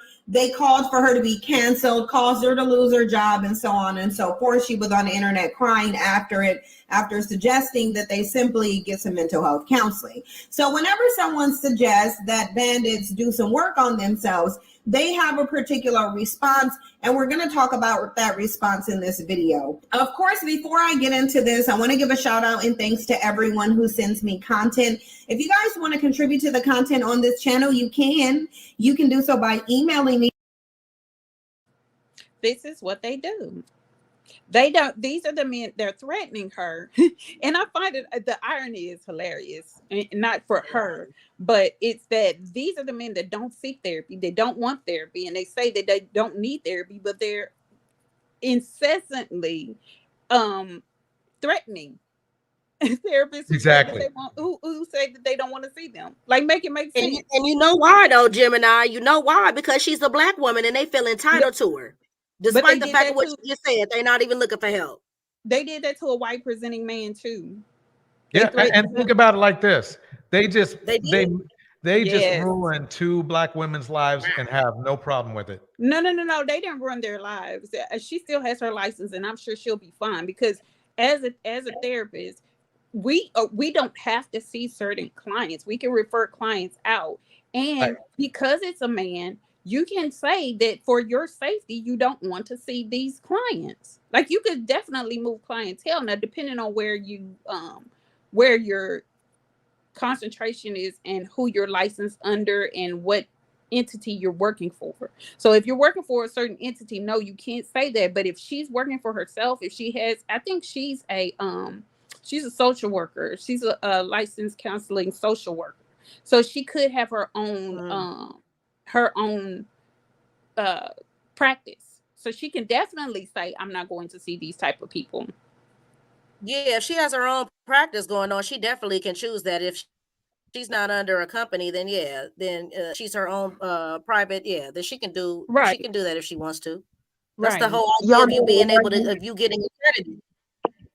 Yeah, like Tiff said, just like clients can refuse certain providers. The only thing that you're responsible for is if you start therapy with them is transferring their care. You're responsible for transferring their care. But if you just don't see them, you just don't see them. Nothing says that you have to see them unless you're working for a certain entity that says that you have to.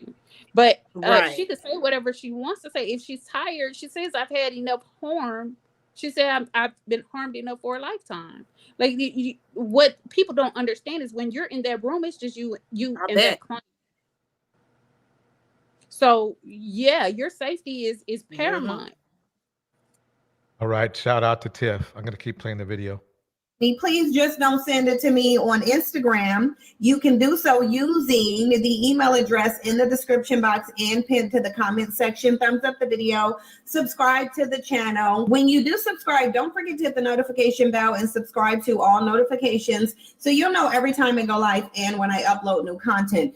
And before I show you the video and all these tweets and the whining and crying, because I want you guys to pay attention to who is in support of this as well as who's not in support of it, I want to get into this past mental health therapist though, because here's the thing. It is being highlighted. And when I say it, I mean the mental health need within the male population.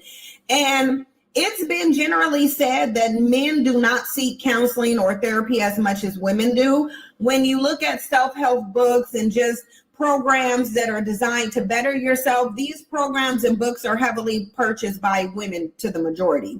So it is something to be said, and I'll tell you, it's this male worshiping society that we live in where males do not think they have to do anything to work on themselves. There have been recent reports that came out talking about how men are starting to become disenfranchised in the dating pool because they refuse to work on themselves. They refuse to work on their emotional intelligence. They refuse to work on how to establish intimacy with women. They just refuse to work on themselves in general.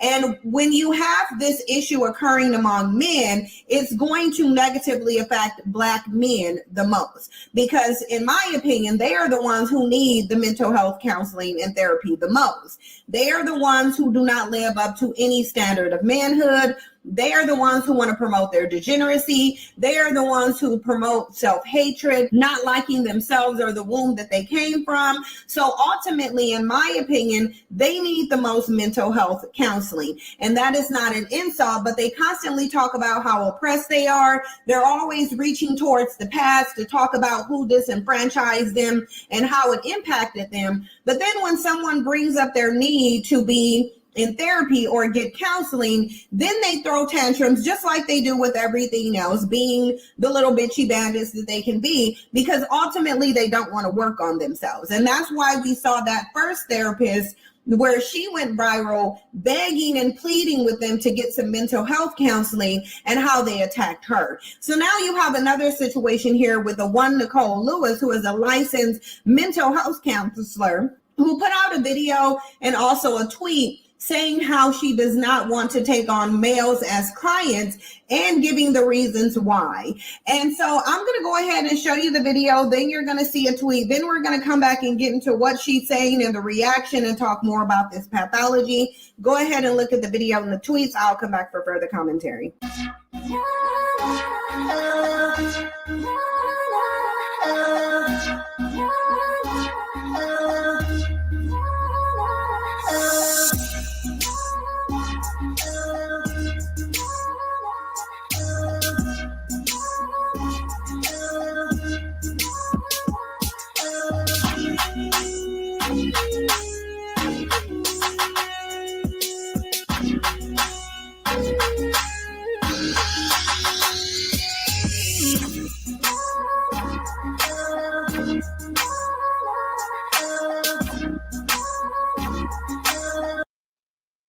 Okay, so you have a whole bunch of memes that are getting in here, but this one says, why would you want access to a therapist that may have a bias against men? If you're interested in therapy, your best bet is probably going to be a male therapist. And this is what I say, and she's absolutely correct, because she was talking to the guy who, and the woman above, and all these women above who have something to say about this woman's choice. But the thing about it is, this goes back to what I've been saying as it pertains to these Black men who keep telling these young Black men that they don't need to get a higher education. There's no need for that. There's no need for them to seek those types of jobs because they're not good. Now, if there were more Black male therapists that were represented, maybe Black males would go to a therapist. But because these guys are being encouraged not to go into fields like that, you're going to have a disparity of service providers. There's a therapist on YouTube that practices, and he has a YouTube channel. I haven't been over there in quite a while, but his main clientele is women. So Black men aren't seeking therapy for even Black men. You know, I think the most thing when it comes to these types of Black men, I think they feel rejected, and it's like, how dare you try to reject us? It's almost like it's that, because even the women are stepping in. We don't know where this woman's state is. It could be just that she didn't want to work at the jail as a therapist. You know, I mean, she said this. We don't know a whole lot about it, but do you see that they assume that this is a Black woman? She said she didn't want to work with men. That could mean she's any man, right? Exactly. They took that as that. And they're rejecting, mad about the therapy that they reject anyway. Right. That's the irony of it. That's the Yes, irony. right. Right. But they wouldn't have a problem with a white woman saying this. Right. Right. Yes. That's because they feel like they own Black women, even if the Black women are better than them. Right. It's the access. It's the entitlement. Mm-hmm.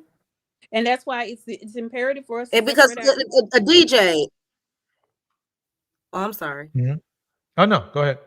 I was gonna ask if you could go back to specifically to the list that she posted. If we could go over it real quick, if you guys don't mind, a little quick deep where it started in her bullet I'm glad points. she did this, y'all. Too. I'm actually glad. Wait. Is this what you're talking about right there on the screen? No, Siobhan, right here. Let me just read it.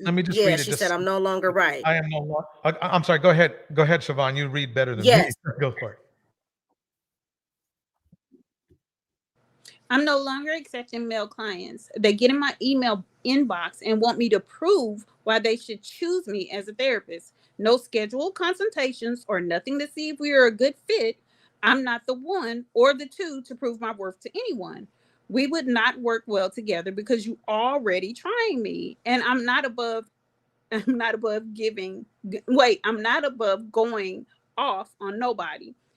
If you try me before the therapeutic relationship starts, I know you out here being a menace to folks, which is true. Like you don't put yourself in a position to ask for help and then ask the person that you're wanting help from to prove how they're going to be of value to you. And that's, again, it goes back to research. What I've said before, these men don't want to research. And what they don't understand is what Black women do is when we go and seek therapists, we do word of mouth, we talk to a friend, we talk to coworkers. That's how we get to the therapist. And then if it's not a good fit, we remove ourselves from that position, ask for a referral, and we move on. But Black men want Black women and other therapists to prove some kind of way that we can help. I don't know if I can help you if I've never met you. Well, it's just like that white thing that they throw up, and it's kind of like it's the "Are you worthy?" And here he is needing the mental health, Exactly. the counseling. And how is it that I'm supposed to determine from an email? And this is why I kept saying multiple times that stop putting labels on people, because you cannot tell, even if someone is chatting, even from a video, because you don't know what they're presenting as. They could be presenting as a false self. They could be presenting as anything else. The therapeutic process is completely different. So when I have you one-on-one, I can tell by looking at your records, by your mannerisms, by our face-to-face contact, by what you've said over a period of time, where I need to focus my therapy on. See, what she's saying is absolutely true. Why would I allow a hostile person to be my client? That's They'll like be somebody reporting that too, just because they can. Exactly. That's She what would they'll lose do. her license. Yes. Exactly. So that's like going in a store, going in a store and snatching up the salesperson. How you gonna help me? What you gonna do for me? Prove it. Let me see all your credentials. Like, you don't do that. You don't even do that when you go visit the doctor. You see their certificates on the wall. You trust that they can do what they say they can do, and you see them. If you're not satisfied, what do? You go see another doctor. Do you not? So why is this any different? Because it's the same thing. They're providing health care. Are they not? So you're going to treat them any differently than you treat a doctor? They just want to see if she's worth having sex with. That's true. And obviously it was Big more. Cap says, to the young Black men, keep being great. To the young Black men that are doing great, keep being great. But unfortunately, it's hard to say all Black men, because he's another distractor. But it was okay. It was a small thing. The thing about it is, she obviously had multiple men doing this. This doesn't come off the heels of just one or two people. This comes off the heels of multiple male clients doing this to her. Yep.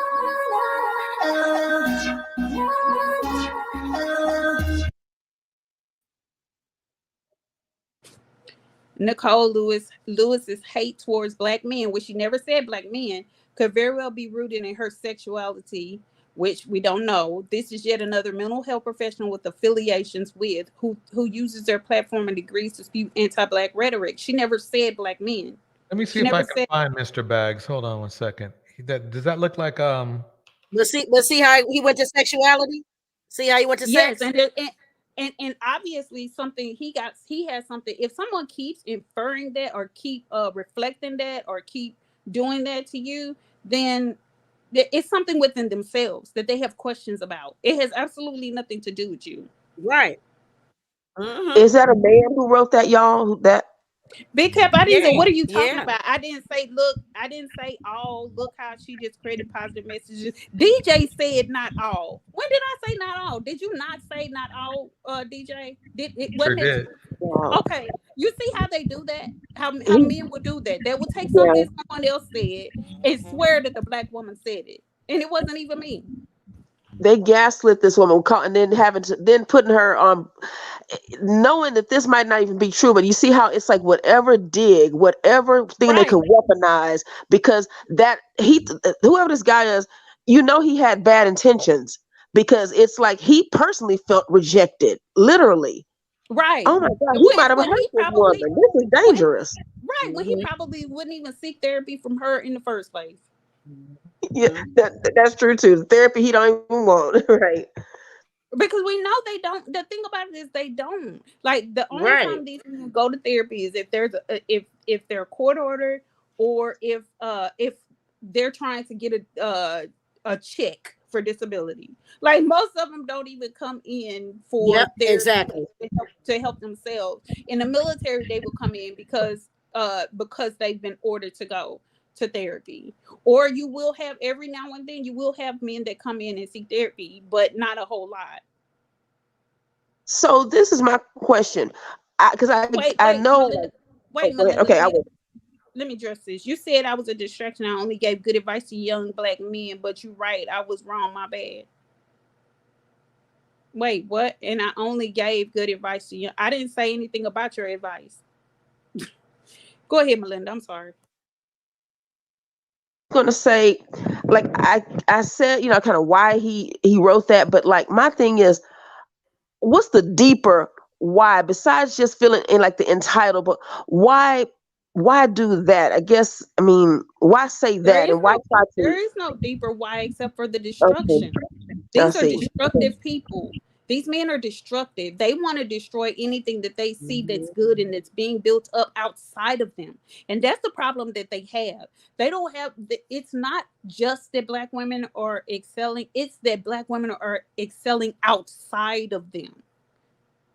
There's a gap, there's a chasm that's growing, and it's continuously growing, and they can't keep up with that chasm because they're continuously being encouraged not to do so by these older men with this game that they're playing with young guys. They're playing this game, and it's crazy because the men that are big caps age and in between are not telling these guys to stop listening to men tell you that you're too young to do this, that you shouldn't go out and get an education. They don't need to be telling them that. They're telling them, they're trying to keep them out of the game as far as women, because they're telling them you don't have enough money today. You got to wait until you get your money up, and then at the same time telling them to go ahead and pursue careers that take them only less than a year to go get a certificate. Like, I understand that not everybody is eligible to go into university. I get that. I understand that. But why are you encouraging men that may be eligible? These young men may be eligible. You have to put in the work. And it's crazy because they want this microwave thing. They want it instantly. And life is not instant. It doesn't happen like that. Black women are working hard. We're not getting anything instant. Yes, we're going for these degrees. Yes, we get student loans, but it pays out in the long run. And he said, no, not me. I promote education and getting money at all times. Great. So, and that's big cap. That's awesome. But yeah, more men need to be encouraging it. Stop discouraging these young men, but they're doing it so that they can keep them. It's crazy. It's like plantation type of mentality. It's like cool. It's like the black guy. It's like the black guy on a plantation that's working for the master to keep the other ones in line. You keep them. You keep these young men down, dejected, rejected, and now you keeping them out of the dating pool, but you're creating menaces on top of that. But you don't care as long as you have sexual access to the Black women. But then you tell the Black woman to then lower her standards. Like a few days ago, a young man, like, don't get ahead of us. It's like lower your standards. But then they're the leader. So yeah, it's sad. It's really cruel what they're doing, because they know that these men are probably, fatherless and needing some type of guidance. This is really sad. And they're vulnerable. And instead of encouraging them and telling them to go out and yes, get these degrees, but focus on something that you're passionate about. And it cannot be some industry that you have a 4% chance of getting into. Or a girlfriend, or a girl, or trying to even worry about women, right? Yeah. Well, but the thing about it is, don't be so absorbed into relationships or into women when you're in your early 20s. That's not what you should be focusing on. Even in high school, you got women who are saying their high school age sons are saying the same thing, when that shouldn't even be their focus. They should be having fun. Like, what are you doing? Have fun, go to Yeah. school, get your education, and travel and see things and do things, but focus. A lot of the things that are wrong with our demographic is we don't set goals and plans and stick to them. Even if you deviate, if you see your future, if you see your plan, even if you deviate from right to left, if your goal is to see yourself in a certain place, you can get there no matter what the pitfalls are. And that's why I don't buy into this, the man keeping us down stuff. Yes, I face racism, I face obstacles, I've had people get in my way, I've been knocked down, but I get back up and I do what I need to do because I see myself in a certain position.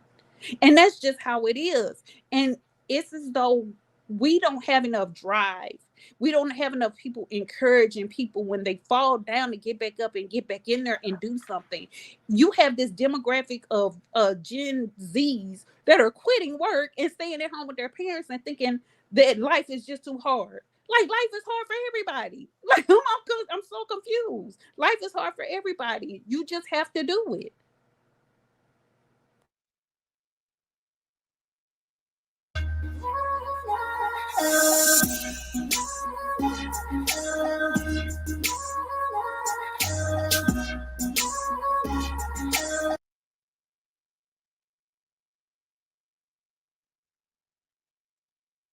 There is a number of people who are trying to protect her from the feedback. And it's like, wow, exactly.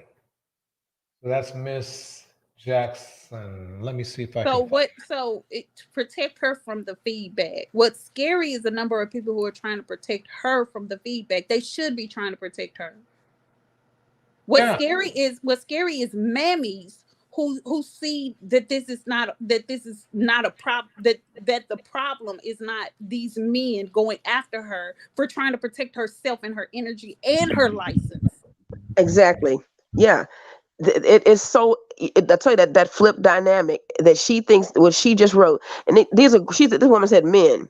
You know, these are men that she thought she needed to write this, and that she wants to make sure this woman is publicly flawed. You know, don't protect her. We need to get at her. We need to make sure she's an example, because how dare she do this to the black man? It's just really sad. And she never said black men. They she love did, to. they all said, but yeah. She never said black men. She said men. So they don't even know what type of men are in her inbox, and they automatically see how it is. See, they automatically assume that her demographic of men is black. My demographic of men is not black. I'm black, but that's not my demographic of men that I serve. So just because you see a black person doesn't mean that that's the demographic that they're serving. The other day, one guy put, "Oh, I'm sorry, DJ. I'll wait." No, it's okay. I'm just looking online for Miss Jackson. Oh, you okay? I was gonna say real quickly. One of the guys wrote in a chat room yesterday. How does a woman's getting a sociology degree gonna help the black man, help her husband? And I said, why are you looking for her degree to even help you? Just like even with this woman saying, I just don't want to do it anymore.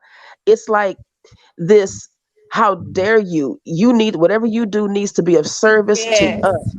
Yes. Man, that is some entitlement. Yes, whatever we do has to service and a community that they don't even service themselves. Right. They don't feel responsible for. And I think she's not under any man's thing that a black man who would say something like this. That is so sad. Okay. Okay, so let me keep this going.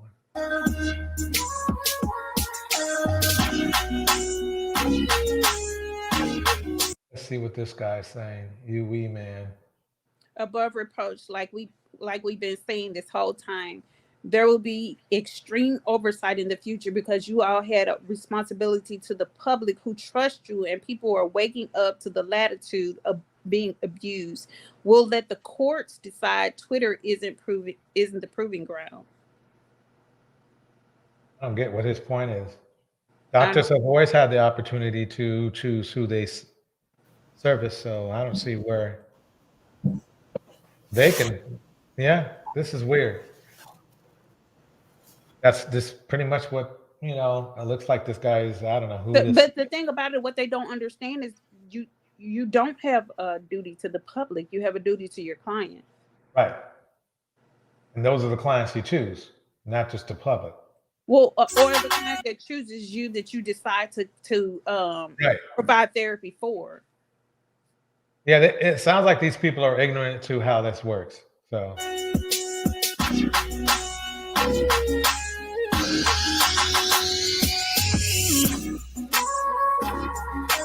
I don't know what this is supposed to mean. Wait, let me go back.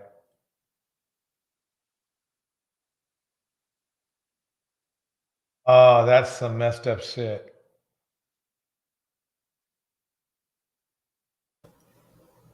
Oh. Wow. But you see, it's the self-hate though. It's the self-hate. They want attention from white men. This is them wanting attention from white men. Yeah. This had nothing. They do. What did this have to do with a white man seeing black women? What did this have to do with that? Nothing. And then they have the Klan down there. So what they're saying is that the black women are helping the Klan. I pose it's the opposite. Because the black men are doing nothing but denigrating black women online. I was researching, can't remember what it was. I was looking for a particular topic, and it was nothing but black men denigrating black women. I couldn't find anything from a woman's perspective. It was nothing but black men denigrating black women. So they want to, it's projection once again. They say we side with white supremacy, but how is it that we side with white supremacy when we're also the backbone of the black community? Help me understand that. How is it that we're siding with white supremacy when we're supposed also welfare queens? Right. How is it that we're siding with white supremacy when we are the collective of mothers in the black demographic, and we're the face of the ones that are marching on the street when black men are getting shot or something has happened to them? Help me understand how that's siding with white supremacy. Help me understand how it was a pregnant black woman and black women who were out there for BLM that were getting bullets, the rubber bullets. It was several women that got hit with rubber bullets, maimed with rubber bullets, and a pregnant woman having to deliver her child in jail because she got imprisoned during the Black Lives Matter riot. So I'm just trying to figure out what side, how are we siding with white supremacy? And how would it be beneficial to us to side with people who want us dead? See, this is black men's mentality, not black women. This is black men. Yeah. But this is the thing, the way black men, even when they're entertainers or famous or well comfortable financially, the way they have enriched other women and other communities, that is a bigger hurt. That's a bigger impact than this woman just saying, look, I'm not going to be giving it my counseling. There's other counselors, but you know what I mean? There's other counselors, but what they have done and has been way more impactful negatively to the black community than this woman. And that Big Cap, you really annoy me because you twerk in the chat and you act as though we don't talk about things that are helpful to young black men when I just gave a freaking soliloquy about the young black men. This is crazy. Now you want to know if not, I'll chill in the chat with positive vibes for black men. Twerk harder. Just twerk harder.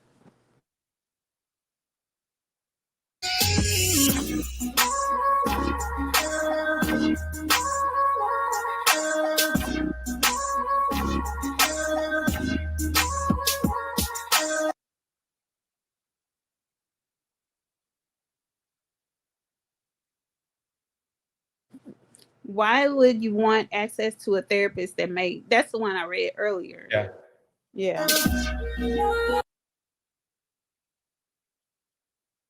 Yeah, it seems like old Mike Baggs is the one in the middle of it. These are the type of women that follows NG. And that's another thing. They think because they're Kevin Samuelites, they're the Samuelite children, the children of the Samuelites, that all black women are following Sinji. I don't follow Sinji at all. You know, I just don't. I don't follow her content. I don't watch her videos. But they think, I follow her. yeah, I you do. But they think that anything that we have to say that is shining a light on them has to do with her, and it doesn't. I mean, we can go out based off of our own experience. You don't have to follow, and you. This is the thing, and I told you this the other day, DJ. What black people fail to do and what white people do very well is compartmentalize. Like, white people will work with people that they cannot stand. They will be respectful and they'll keep it moving. Black people seem to not understand that you need to compartmentalize things. Like, I can agree with what she says and not watch her content, or say that something that somebody says is true and still not like them. You know what I'm saying? But it's like, black people, a lot of black people don't know how to do that.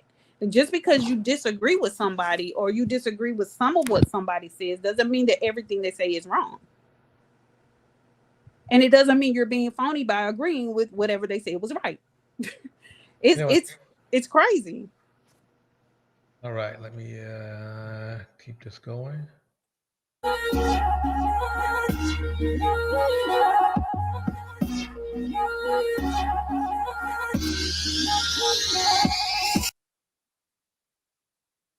She never said black men. She said men. Coming at her for saying she doesn't want to work for men because they DM her asking her qualifications, like she's not certified to help you. The person with the degree, you men are weird. Exactly. DJ, can you go back one? Like at the bottom, somebody talked about the therapist who got fired. Like right before this, there was a comment. Right before this lady's comment.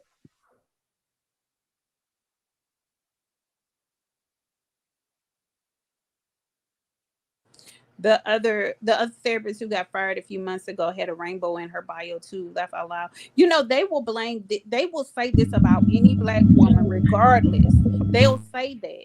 Like, but what they don't understand is just because, and it's crazy to me because a lot of black women do advocate for LGBTQ people. They do. And that doesn't necessarily mean that they are of that community. They just advocate for them. And so a lot of what does that have to do? But what does that have to?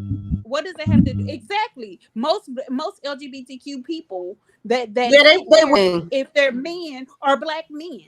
So how is it that she's against black men and she's servicing these dudes that want to be women? Help me understand that. It you can't have it both ways.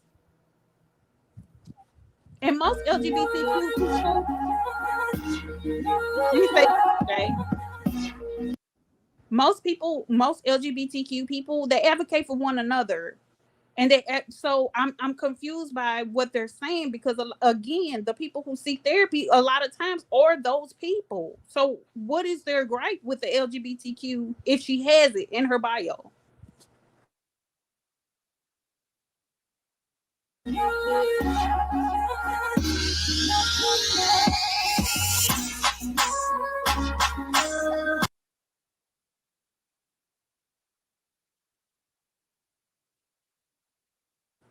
Everyday black men unintentionally convinced me to the best. She said in them. I think she meant from them. Every day I'm trying to hold on, but y'all really make it hard to fight for her. Yeah, she nailed it.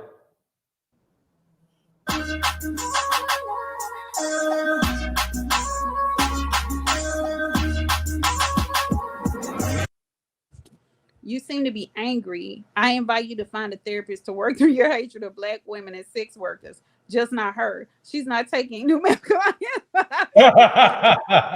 I love that troll game. Yeah. What was that? That was Siobhan. Oh, okay.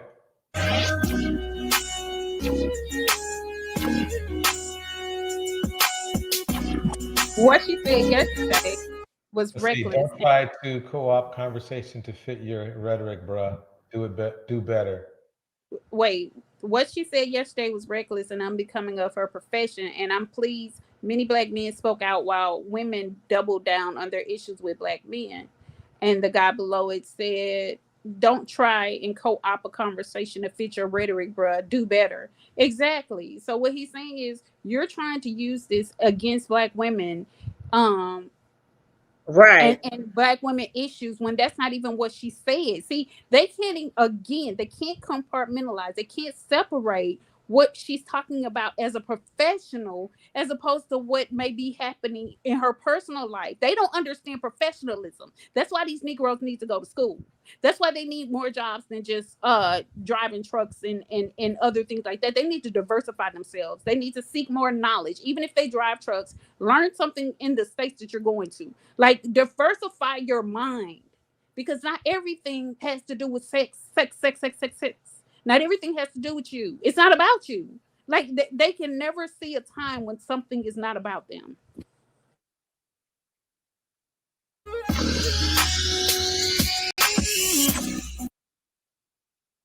He's read that one already. Yeah, she's out of pocket.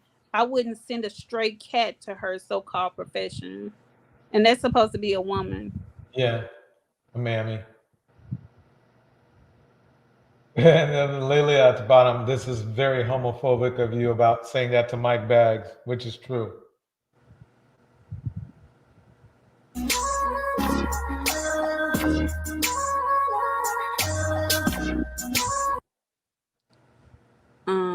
Well, who's your therapist? We would walk like the recommendation and what you like most about their practice. I think I don't know what the walk we would like the recommendation and what you like most about their practice.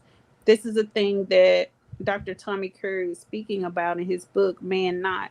She is check this out. The Man Not. I don't know what. Do you know what that is? I had a clue. No pun intended.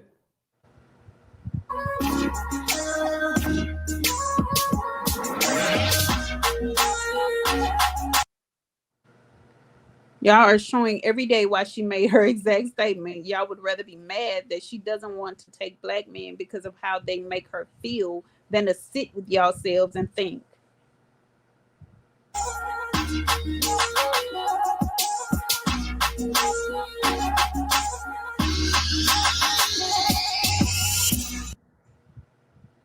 You are blatantly lying. What disgusting trash. And that was talking to Mike Baggs. And then somebody else said being afraid of men isn't anti-Black. Still talking to Mike Baggs.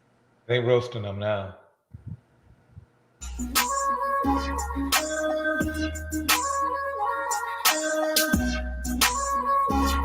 Okay, DJ, pause it.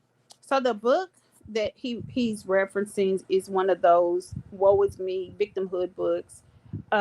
Tommy Curry has written a cool, brilliant defense of the men who are the pariahs of American society, the ones who, regardless of class, find themselves at the bottom of every hierarchy, the ones whose demographics and statistics in terms of the criminal justice, healthcare, and other systems are abysmal. Countless billions have been made from the portrayal of Black males as boogeymen.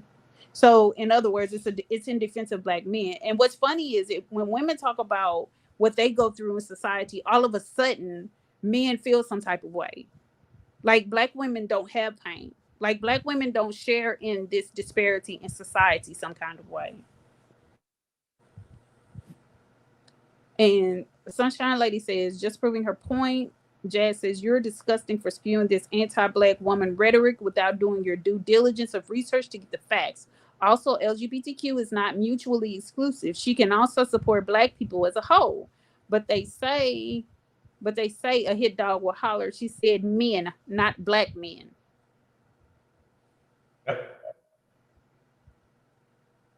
All right. Yeah, I think that the most women understand, and some of the men understand exactly what she was saying, and they agree.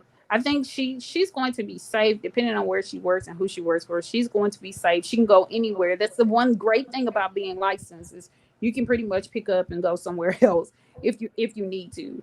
You know, if your client base isn't serving you well, the only thing you need to do is gather up your records, transfer care to another therapist, another provider, and keep it moving. You don't have to be subject to this type of abuse that these people want to inflict on you. That's true. Like to shout out Tiff, like to shout out Conscious Mind Love. Thank you for coming through. Everybody, I appreciate your time. This is DJ Torch, and we out. Thank you.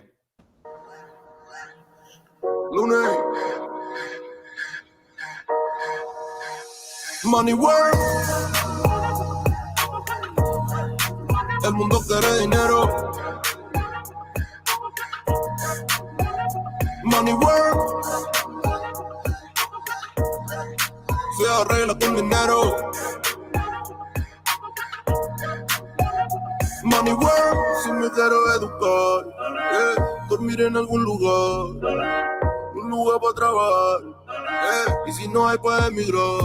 Todo money, money, todo el dinero. Solo un par de gente se lleva el botín entero. Funny, funny, pasa verdadero. Si tienen lo verde siempre llegará primero. Pero llegaremos antes o después. All right, shout out to Siobhan, Monica, Gemini, Melinda, Act Natural Under Pressure, Big Cap, Conscious Mind Love, de donde vengo ni cómo voy. Money work. El mundo quiere dinero. Money work. Hey Mars, Tomás. Se arregla con dinero. Money work. Yo digo las cosas como son. No quiero ninguna aceptación. Tampoco vengo a pedir perdón porque mis sentimientos se volvieron la canción. Yeah. No me vale mucho como tú me ves. Sabes, tú me llegas solo a los pies. Para mí ser grande es un interés. Ser un buen humano para mí es un deber. El dinero ya lo veré. No vendo mi alma, lo lograré. Seré el más grande, no olvidaré de dónde vengo ni cómo voy. Money work, yeah. El mundo quiere dinero, yeah, yeah. Money work. Se arregla con dinero, yeah. Money work, corazón, de corazón. La plata no te hace ser feliz. Yeah, de corazón, de corazón. La plata no te hace ser feliz. Money work. El mundo quiere dinero. Yeah, yeah, yeah, yeah. Money work. Money work. Se arregla con dinero. Money work.